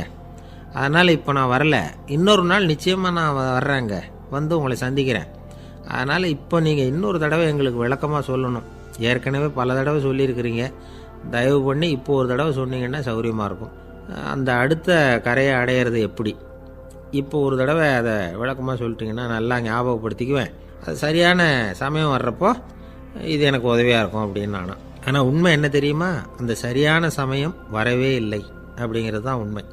இப்படி அந்த கதை முடியும். இந்த கதை அந்த ஒரு ஆளுக்கு மட்டும் இல்லை, கிட்டத்தட்ட எல்லாருக்குமே அது பொருந்தும் அப்படிங்கிறாங்க விவரம் தெரிஞ்சவங்க. எல்லாருமே அந்த சரியான தருணத்துக்காகத்தான் காத்துக்கிட்டு இருக்கிறாங்களாம். அதுக்காக ஜோசியம் பார்க்குறாங்க, கைரேகை பார்க்குறாங்க, நாளைக்கு என்ன நடக்குங்கிற ஆவலில் எல்லாரும் காத்துக்கிட்டு இருக்கிறாங்க. ஆனால் அந்த ஒரு நாள் ஒருபோதும் வரப்போகிறதில்ல. நீங்கள் தள்ளி போடுறதுக்காக பல அர்த்தமில்லாத காரணங்களை தேடுறீங்க அப்படிங்கிறார் ஒரு ஞானி. காத்திருக்கிறதுலேயே நம்ம காலம் ஓடி போயிடுது. ஏன்னா இன்றைக்கி நாம் சிந்திக்கிறது நாளைக்கு நாம் சிந்திக்கிறது இல்லை. ஒவ்வொரு நாளும் ஒவ்வொரு மாதிரி போயிடுது. நாளைக்கு மறுநாளை பற்றியே சிந்திக்கிறோம். இப்படியே அது பாட்டுக்கு போயிடும். கரையை தொட்டு பார்க்குறது எப்போ, இதுதான் கேள்வி. நமக்கு வேண்டியப்பட்ட ஒருத்தர் ஒரு ரயில்வே பிளாட்ஃபாரத்தில் நின்றுட்டு இருக்கிறார். அங்கே இருக்கிறவங்ககிட்ட கேட்குறாராம், விசாரிக்கிறார், ஏங்க கிழக்க போகிற ரயில் போயிட்டுதுங்களான்னாராம். போயிட்டுதுன்னு இருக்கிறாங்க. கொஞ்ச நேரம் கழித்து ஏங்க மேற்க போகிற ரயில் போயிட்டுதுங்களான்னு கேட்டிருக்காரு. போயிட்டுதுங்களான் இருக்காங்க. அப்புறம் கொஞ்ச நேரம் கழித்து மறுபடியும் ஏங்க 10:30 மணி வண்டி போயிட்டுதான்னு கேட்டிருக்காரு. தொடர்ந்து காலையிலேருந்து சாயந்தரம் வரைக்கும் இப்படி ஒரே இடத்துல நின்றுட்டு கேட்டுக்கிட்டே இருக்கிறார். இதை பார்த்துக்கிட்டு இருந்த ஒருத்தர் அவர்கிட்ட ஏங்க நீங்கள் எங்கே போகணும் அப்படின்னு கேட்டாராம். இவர் மெதுவாக சொன்னாராம், இந்த ரயில்வே லைனை தாண்டி அந்த பக்கம் போகணும் அப்படின்னாராம். நம்பிக்கை இல்லைன்னா இந்த உலகத்தில் நாம் நடமாடவே முடியாது. அவநம்பிக்கையோடு இருந்துக்கிட்டு இருந்தால் என்றைக்கும் அவஸ்தை தான். நாம் நம்புறது நடக்குதோ இல்லையோ அது வேறு விஷயம். ஆனால் எதையும் நம்பி தான் நாம் அடி வைக்க வேண்டியிருக்கு. வேறு ஒன்றும் வேணாம், ஒரு லாட்ரி சீட்டு வாங்குகிறோம், அது எங்கே நமக்கு விழப்போகுது அப்படிங்கிற அவநம்பிக்கையோடவா வாங்குகிறோம். பரிசு நமக்கு தான் அப்படிங்கிற நம்பிக்கை உள்ளூர இருக்கிறதுனால தான் அதை வாங்குகிறோம். இருந்தாலும் முடிவு வேறு மாதிரி ஆகிடுது. அதுக்காக மனசு சோர்ந்து போகிறதில்ல, அடுத்த மாதமும் சீட்டு வாங்குகிறோம். இந்த நம்பிக்கை தான் மனித வாழ்க்கைக்கு ஆதாரம். ஒரு கடையில் போய் டீ சாப்பிட்றீங்க, அந்த டீ நல்ல டீ தானா, அதில் விஷம் கலந்துருக்குமா அப்படிங்கிற சந்தேகம் வந்துட்டுதுன்னு வச்சுங்க. அதுக்கப்புறம் அதை எப்படி நீங்கள் சாப்பிட முடியும்? நம்பி தான் சாப்பிட்ணும். ரயில் ஒழுங்காக போய் சேருங்கிற நம்பிக்கை இருக்கிறதுனால தான் அதில் ஏறி உட்காடுறோம். லெட்டர் ஒழுங்காக போய் சேருங்கிற நம்பிக்கை இருக்கிறதுனால தான் பெட்டியில் போடுறோம். சரி, நம்ம கதையெல்லாம் நம்மளோட இருக்கட்டும். மனித நம்பிக்கை எந்த அளவுக்கு உறுதியாகவும் அறிவுபூர்வமாகவும் இருக்கணுங்கிறதுக்கு அலெக்சாண்டர் வாழ்க்கையில் நடந்த ஒரு சம்பவத்தை உதாரணமாக சொல்லலாம். இந்த உலகத்தையே ஜெயிக்கணும்னு புறப்பட்டார் அலெக்சாண்டர். ஒரு கட்டத்தில் அவர் சிட்னஸ் நதி கரைக்கு சேர்ந்தார். அந்த சமயத்தில் அவருக்கு கடுமையான நோய் வந்துட்டுது. அவர் கூடவே வந்திருந்த கிரேக்க வைத்தியர்கள் என்னென்னமோ முயற்சியெல்லாம் பண்ணி பார்த்தாங்க. இருந்தாலும் அலெக்சாண்டருக்கு வந்திருக்கிறது என்ன நோய்ங்கிறத அவங்களால கண்டுபிடிக்க முடியல. ஏன்னா அந்த பகுதியில் உள்ளவங்களுக்கு மட்டுமே அதிகமாக வரக்கூடிய ஒரு வினோதமான நோயாக இருந்தது அது. ஆனால் அவர் இருக்கிற இடம் எதிரியோட இடம், பாரசீக மன்னனோட ஆளுகைக்கு உட்பட்ட இடம். என்ன பண்ணுறது அப்படின்னு எல்லாரும் யோசனை பண்ணாங்க. பாரசீக மன்னனோட அரண்மனையில் இருக்கிற வைத்தியர் வந்தால் இந்த நோயை குணப்படுத்தி விடுவார் அப்படின்னு சொன்னாங்க. இருந்தாலும் எதிரியோட நாட்டில் இருக்கிற வைத்தியரை கூப்பிட்டு எப்படி நம்பி வைத்தியம் பார்க்க சொல்கிறது அப்படின்னு சொல்லி எல்லோரும் தயங்கினாங்க. ஆனால் அலெக்சாண்டர் தயங்கலை. பரவாயில்ல, அழைச்சிட்டு வாங்கன்னு விட்டார். உடனே அவரை போய் அழைச்சிட்டு வந்துட்டாங்க. அவர் வந்தார். அலெக்சாண்டர் உடம்பை பரிசோதனை பண்ணி பார்த்தார். சரி, இதை குணப்படுத்தி விடலாம், பயப்பட வேண்டியதில்லை. ஆனால் இதுக்கு ஒரு மூலிகை ரசம் தயார் பண்ணி கொடுக்கணும். நான் போய் அதை தயார் பண்ணிவிட்டு 2 நாளில் திரும்பி வந்துடுறேன் அப்படின்னு சொல்லிவிட்டு போனார் அந்த வைத்தியர். அதே மாதிரி 2 நாளில் திரும்பி வந்தார் மூலிகை ரசத்தோட. இதுக்கு இடையில் அலெக்சாண்டரோட தளபதிகளில் ஒருத்தர் ரகசியமாக ஒரு எச்சரிக்கை கடிதம் கொடுத்து அனுப்பியிருக்கிறான். அதை வாங்கி என்ன விஷயம்னு பார்த்தார். இப்போ உங்ககிட்ட வந்திருக்கிற எதிரி நாட்டு வைத்தியரை நம்பாதீங்க, அவன் கொண்டுகிட்டு வந்திருக்கிற மூலிகை ரசத்தில் விஷம் கலந்துருக்குது அப்படின்னு அதில் எழுதியிருக்கு. அதை பார்த்தார் அலெக்சாண்டர். இருந்தாலும் கொஞ்சம் கூட அலட்டிக்கல. வைத்தியர் கொடுத்த மருந்தை வாங்கி கடகடன்னு குடிச்சுட்டு அதுக்கப்புறம் அந்த கடிதத்தில் இருந்த விஷயத்தை அந்த வைத்தியர்கிட்ட சொன்னார். வைத்தியர் தகைச்சு போயிட்டார். தன் மேலே அலெக்சாண்டர் வச்சிருக்கிற நம்பிக்கையை பார்த்து அவருக்கு ரொம்ப வியப்பு. வைத்தியர் உண்மையிலேயே நல்ல மருந்து தான் கொண்டுகிட்டு கொடுத்துருக்கிறார், அதில் விஷம்லாம் எதுவும் கலக்கலை. அதுக்கப்புறம் அலெக்சாண்டர் அந்த வைத்தியரை பார்த்து சொன்னாராம், நம்பிக்கைங்கிற அச்சாணியை ஆதாரமாக வச்சுக்கிட்டு தான் இந்த உலகம் சுற்றிக்கிட்டு இருக்குது. எனக்கு எதிரியாக இருந்தாலும் பாரசீக மன்னர் ரொம்ப பெரியவர். அப்பேற்பட்ட மன்னருடைய அரண்மனை வைத்தியர் தொழில் நேர்மை இல்லாதவராக இருக்க முடியாது, இருக்க மாட்டார். அப்படி இருந்தால் அவரை அரண்மனை வைத்தியராக வச்சிருக்கவே மாட்டாங்க அப்படின்னு நம்பினேன். என்னுடைய நம்பிக்கை வீண் போகலை அப்படின்னாராம். இதுதான் மானுட நம்பிக்கைங்கிறது. இந்த காலத்துலேயும் இது மாதிரி இந்த மானுட நம்பிக்கை ரொம்பவும் சாமர்த்தியமாக கையாளுகிற கெட்டிக்காரங்க சில பேர் இருக்கிறாங்க. இந்த காலத்து குரு, அவருக்கு ஒரு சிஷ்யன். குரு முன்னாடி அந்த சிஷ்யன் ரொம்ப பணிவாக நின்று, குருவே, உங்கள் கையால் விஷத்தை கொடுத்தாலும் அதை வாங்கி மடமடன்னு குடிச்சிருவேன் அப்படின்னா. உன்னுடைய குரு பக்தியை மெச்சினேன் அப்படின்னார் குரு. அதுக்கு அந்த சிஷ்யன், அப்படி இல்லை குருவே, உங்ககிட்ட சிஷ்யனாக இருக்கிறத விட உங்கள் கையால் விஷத்தை வாங்கி குடிச்சு விடுறது ரொம்ப நல்லது, அதனால தான் அப்படி சொன்னேன் அப்படின்னா. ஒரு தீக்குச்சி தீப்பெட்டியை பார்த்து கேட்டு தான், நாம் 2 பேரும் தானே உரசிக்கிறோம், ஆனால் நான் மட்டும் தீப்பிடிச்சி எரிஞ்சு போகிறேன், நீ அப்படியே இருக்கிறியே அப்படின்னு தான். அதுக்கு தீப்பெட்டி சொல்லியிருக்குது, உனக்கு தலையில் கணம் இருக்குது அதனால் அழிஞ்சு போகிற அப்படின்னு தான்.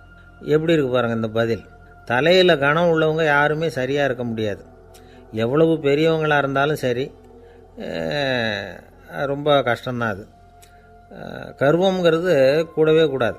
இதை விளக்கிறதுக்கு மகான் ஒருத்தர் ஒரு சம்பவத்தை சொல்கிறார். அர்ஜுனன் தீர்த்த யாத்திரை பண்ணானா. அப்போது தென்னிந்தியாவுக்கு வந்திருக்கிறான். ராமேஸ்வரத்துக்கு போனப்போ அங்கே இலங்கைக்கு கல்லுலாம் அடுக்கி போடப்பட்டிருந்த பாலத்தை பார்த்தானா. ஒரு சின்ன குரங்கு அதுக்கு பக்கத்தில் விளையாடிக்கிட்டு இருந்திருக்கு. அதை பார்த்துட்டு அர்ஜுனன் சிரிச்சிருக்கான். ஏன் சிரிக்கிறேன்னு கேட்டிருக்கு அந்த குரங்கு. ராமன் மிகச்சிறந்த வில் வீரன். அப்படி இருக்கிறப்போ அவன் இலங்கைக்கு அம்புகளாலேயே ஒரு பாலம் கட்டியிருக்கலாம். அதை விட்டுட்டு போயும் உன்ன மாதிரி குரங்குகளை துணையாக வச்சுக்கிட்டு இப்படி ஒரு கருங்கல் பாலத்தை கட்டியிருக்கிறானே அப்படின்னானா. அம்புகளால் பாலம் கட்ட முடியுமா அப்படின்னு கேட்டு தான் குரங்கு. ஏன் முடியாது, என்னால் முடியுமேன்னு இருக்கான் அர்ஜுனன். அம்பால் பாலம் கட்டலாம், இருந்தாலும் என்ன மாதிரி குரங்குகள் ஏறி நடந்தால் அது தாங்குமா? அதனால தான் ராமர் கருங்கல் பாலமே கட்டினார் அப்படின்றது குரங்கு சொல்லிச்சான். அப்படியே சொல்கிற, நான் வேணும்னா இப்போ அம்புகளாலேயே ஒரு பாலத்தை கட்டுறேன், நீ அது மேலே ஏறி நடந்து பார். பாலம் விழுந்துட்டுதுன்னா நான் தீ மூட்டி அதில் குதித்து உயிர் தியாகம் பண்ணி விட்றேன் அப்படின்னு நான் ரொம்ப கோபமாக. உடனே அந்த சின்ன குரங்கு பெரிய உருவம் எடுத்துட்டு தான் கையில் கதையோடு அர்ஜுனன் முன்னாடி நிற்கிறான் அனுமன். பார்த்தா, என்னுடைய தலைவர் ராமரையா இழிவாக பேசுகிற, நீ இப்போ பாலம் கட்டு, நான் என்னுடைய பலத்தை காட்டுறேன் அப்படின்னு அனுமன். அர்ஜுனன் தன்னுடைய காண்டிபத்தை எடுக்கிறான், சரமாரியாக அம்புகளை விடுறான். அதெல்லாம் ஒன்றோட ஒன்று கோத்துக்கிட்டு அப்படியே பாலம் மாதிரி நிற்கிது. அர்ஜுனன் தலை நிமிர்ந்து நின்னான். அனுமன் உயர கிளம்பி அங்கேருந்து பாலத்தில் பொத்துன்னு இறங்கினான். பாலம் அப்படியே நொறுங்கி போச்சு தூள் தூளாக. என்ன அர்ஜுனா, இப்போ என்ன செய்ய போகிற அப்படின்னு நான் ஏளனமா. அர்ஜுனன் தலையை தொங்க போட்டுக்கிட்டான். சொன்னபடி தீ மூட்டி அதில் குதிக்கிறதுக்காக 3 தடவை சுற்றி வந்தான். அப்போது கிருஷ்ணர் அங்கே வந்தார். என்ன அர்ஜுனா, என்ன நடக்குது, என்ன இது அப்படின்னு ஒன்றும் தெரியாத மாதிரி கேட்டார். அர்ஜுனன் வாயை திறக்கிறதுக்கு முன்னாடி அனுமன் வாயை திறந்தான், நடந்ததை சொன்னான். அர்ஜுனன் சவால் விட்டபடி உயிர் திறந்தே ஆகணும்னா அனுமன். கிருஷ்ணர் யோசனை பண்ணார். நல்லது, இந்த சவால் விட்டதுக்கும் நடந்ததுக்கும் யார் சாட்சி? பெரியவர் ஒருத்தரை சாட்சியாக வச்சுக்கிட்டல்லவா நீங்கள் இந்த போட்டியை நடத்தியிருக்கணும் அப்படின்னார். அதனால் என்ன, இப்போ மறுபடியும் அந்த போட்டியை நடத்திவிட்டா போச்சு, என்னால் அந்த அம்பு பாலத்தை நொறுக்க முடியாதா அப்படின்னு அனுமன். சரி, இப்போ மறுபடியும் அது நடக்கட்டும்னார் கிருஷ்ணர். அர்ஜுனன் அம்பு பாலம் அமைச்சான். அனுமன் ஏறி குதிச்சான். பாலம் அசைஞ்சு கொடுக்கவே இல்லை, அவ்வளோ உறுதியாக இருக்குது. இப்போ அனுமன் தலையை குனிஞ்சிக்கிட்டான். அர்ஜுனன் நன்றியோடு நிமிர்ந்து பார்த்தான். கிருஷ்ணருடைய தோள்கள்லேயும் முதுகள்லேயும் ரத்தம். என்ன சுவாமி, என்ன நடந்ததுன்னு நான் பதறி போய், உன் அம்பு பாலத்தை நான் தான் முட்டு கொடுத்து தாங்கிக்கிட்டு இருந்தேன். அனுமன் குதித்தப்போ என் மேலே ஏற்பட்ட காயங்கள் இவை. பின்ன உன்னுடைய அம்பு பலத்தினாலேயா பாலம் நின்றுதுன்னு நினைக்கிற அப்படின்னாரான். முதல்ல அர்ஜுனன் அப்புறம் அனுமன் 2 பேருக்குமே கர்வ பங்கம் ஆகிட்டு தான். அதாவது அவங்கக்கிட்ட இருந்த கர்வம் போயிட்டுது. யாராக இருந்தாலும் கர்வம் கூடாதுங்கிறத இதிலேருந்து நாம் புரிஞ்சுக்கணும். இந்த காலத்தில் நாமெல்லாம் எந்த விஷயத்துக்கெல்லாம் கர்வப்பட்டுக்கிட்டு இருக்கோம் தெரியுமா? 2 பெண்கள் தங்களுடைய கணவன்மார்களை பற்றி ரொம்ப பெருமையாக பேசிக்கிட்டாங்களாம். அதில் ஒரு அம்மா சொல்லியிருக்கு, என் வீட்டுக்காரர்கிட்ட எந்த சப்ஜெக்ட் கொடுத்தாலும் சரி அந்த விஷயத்தை பற்றி அழகாக 1 மணி நேரம் பேசுவார் அப்படின்னாங்களாம். உடனே இன்னொரு அம்மா, அது என்ன பிரமாதம், என் வீட்டுக்காரருக்கு சப்ஜெக்டே தேவையில்லை, விஷயமே இல்லாமல் நாள் பூரா பேசிக்கிட்டு இருப்பார் அப்படின்னாங்களாம். ஒரு காடு, நல்ல மரம்லாம் செழிச்சு இருந்தது. அப்படிப்பட்ட காட்டில் ஒரு சாது இருந்தார். அவர் எப்படின்னா எப்போவும் ஒரு மரத்தடியில் உட்காந்துருப்பார். ஏன்னா அவருடைய இருப்பிடமே அதுதான். அவர் என்ன பண்ணுவார், 3 கல் வச்சுருந்தார். செங்கல் மாதிரி இருக்கும், ஆனால் அதை விட கொஞ்சம் பெருசாக இருக்கும். எதுக்கு அந்த 3 கல்லுன்னா அதுதான் அவருடைய படுக்கை. அதாவது தூங்குறப்ப ஒரு கல்லை தலைக்கு கீழே வச்சுக்குவார், இன்னொரு கல்லை இடுப்புக்கு கீழே வச்சுக்குவார், இன்னொரு கல்லை காலுக்கு கீழே வச்சுக்குவார். உடம்பை வந்து அப்படியே ஒரு தகட்டால் மூடிக்குவார், அப்படியே தூங்கி போடுவார். மழை பெய்யுதுன்னு வச்சுங்க, அவர் உடம்பு வந்து 3 கல் மேலே இருக்குதா, அதனால் தண்ணி வந்து அடியில் ஓடி போடும், உடம்பு நனையாது. மேலே தகடு இருக்கிறதுனால மழையும் உடம்புல படாது. அவர் தூக்கமும் கெடாது, நிம்மதியாக தூங்குவார். பகலில் அந்த 3 கல்லையும் ஒரு சேர ஒரு அடுப்பு மாதிரி வச்சு அது மேலே உட்காந்துக்குவார். அதனால் பாம்பு பூச்சி எதுவும் அவரை வந்து தொந்தரவு பண்ணுறதில்ல, அது பாட்டுக்கு நகர்ந்து போயிடும். அவர் பாட்டுக்கு நிம்மதியாக இருப்பார். யாராவது எதையாவது கொண்டுகிட்டு வந்து கொடுத்தா அதை வாங்கி சாப்பிடுவார், அவ்வளவுதான். ஒரு நாள் அந்த நாட்டு அரசன் காட்டுக்கு வேட்டையாட வந்தான். அந்த வழியாக வந்தப்போ இந்த சாது படுத்துருக்கிறத பார்த்தான், பரிதாபப்பட்டான். ஐயோ பாவம், இவர் இப்படி இந்த கல் மேலே உடம்பை வச்சுக்கிட்டு தூங்குறாரு, என்ன பாடுபடுவார், இவரை நாம் வந்து அரண்மனைக்கு அழைச்சிட்டு போய் சுகமாக நிம்மதியாக இருக்கிறதுக்கு வழி செஞ்சு கொடுப்போம், அது ரொம்ப நல்லாயிருக்கும் அப்படின்னு நினச்சான்.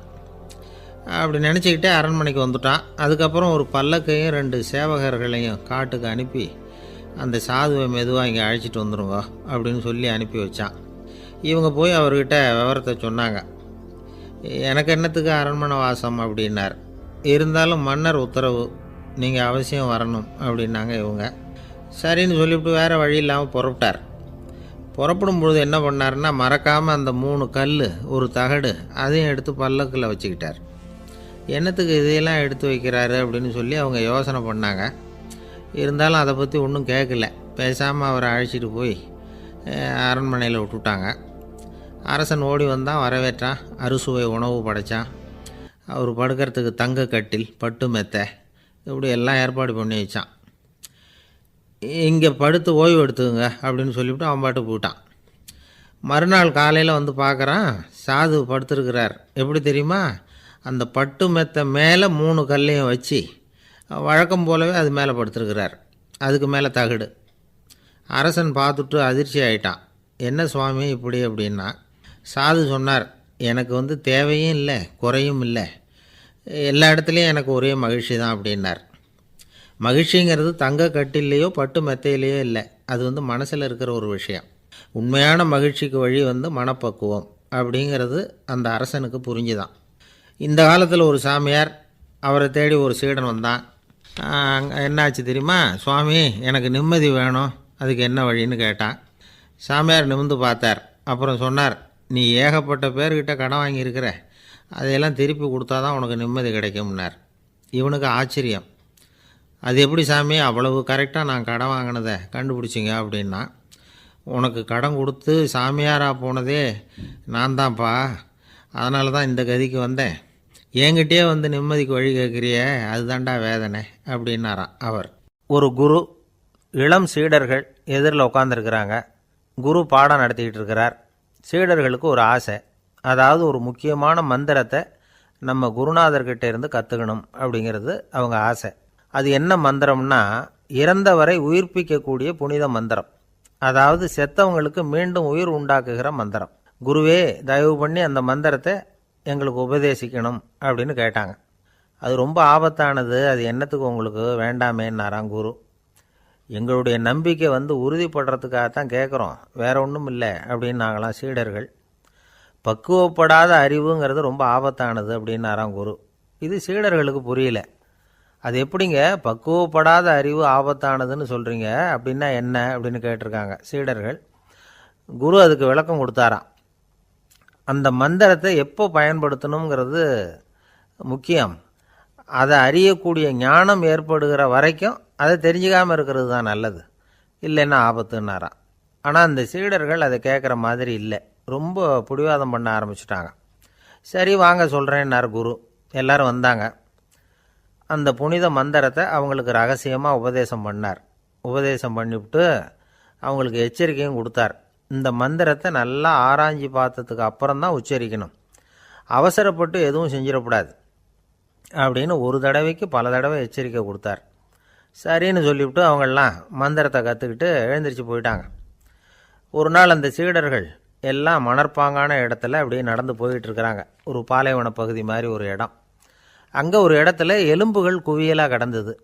உடனே இந்த சீடர்கள் முன்ன பின்ன யோசிக்காமல், தியானமும் பண்ணாமல், அந்த மந்திரத்தோட பயனை சோதித்து பார்க்கணும் அப்படின்னு நினச்சிக்கிட்டு அந்த மந்திரத்தை உச்சரிக்க ஆரம்பிச்சிட்டாங்க.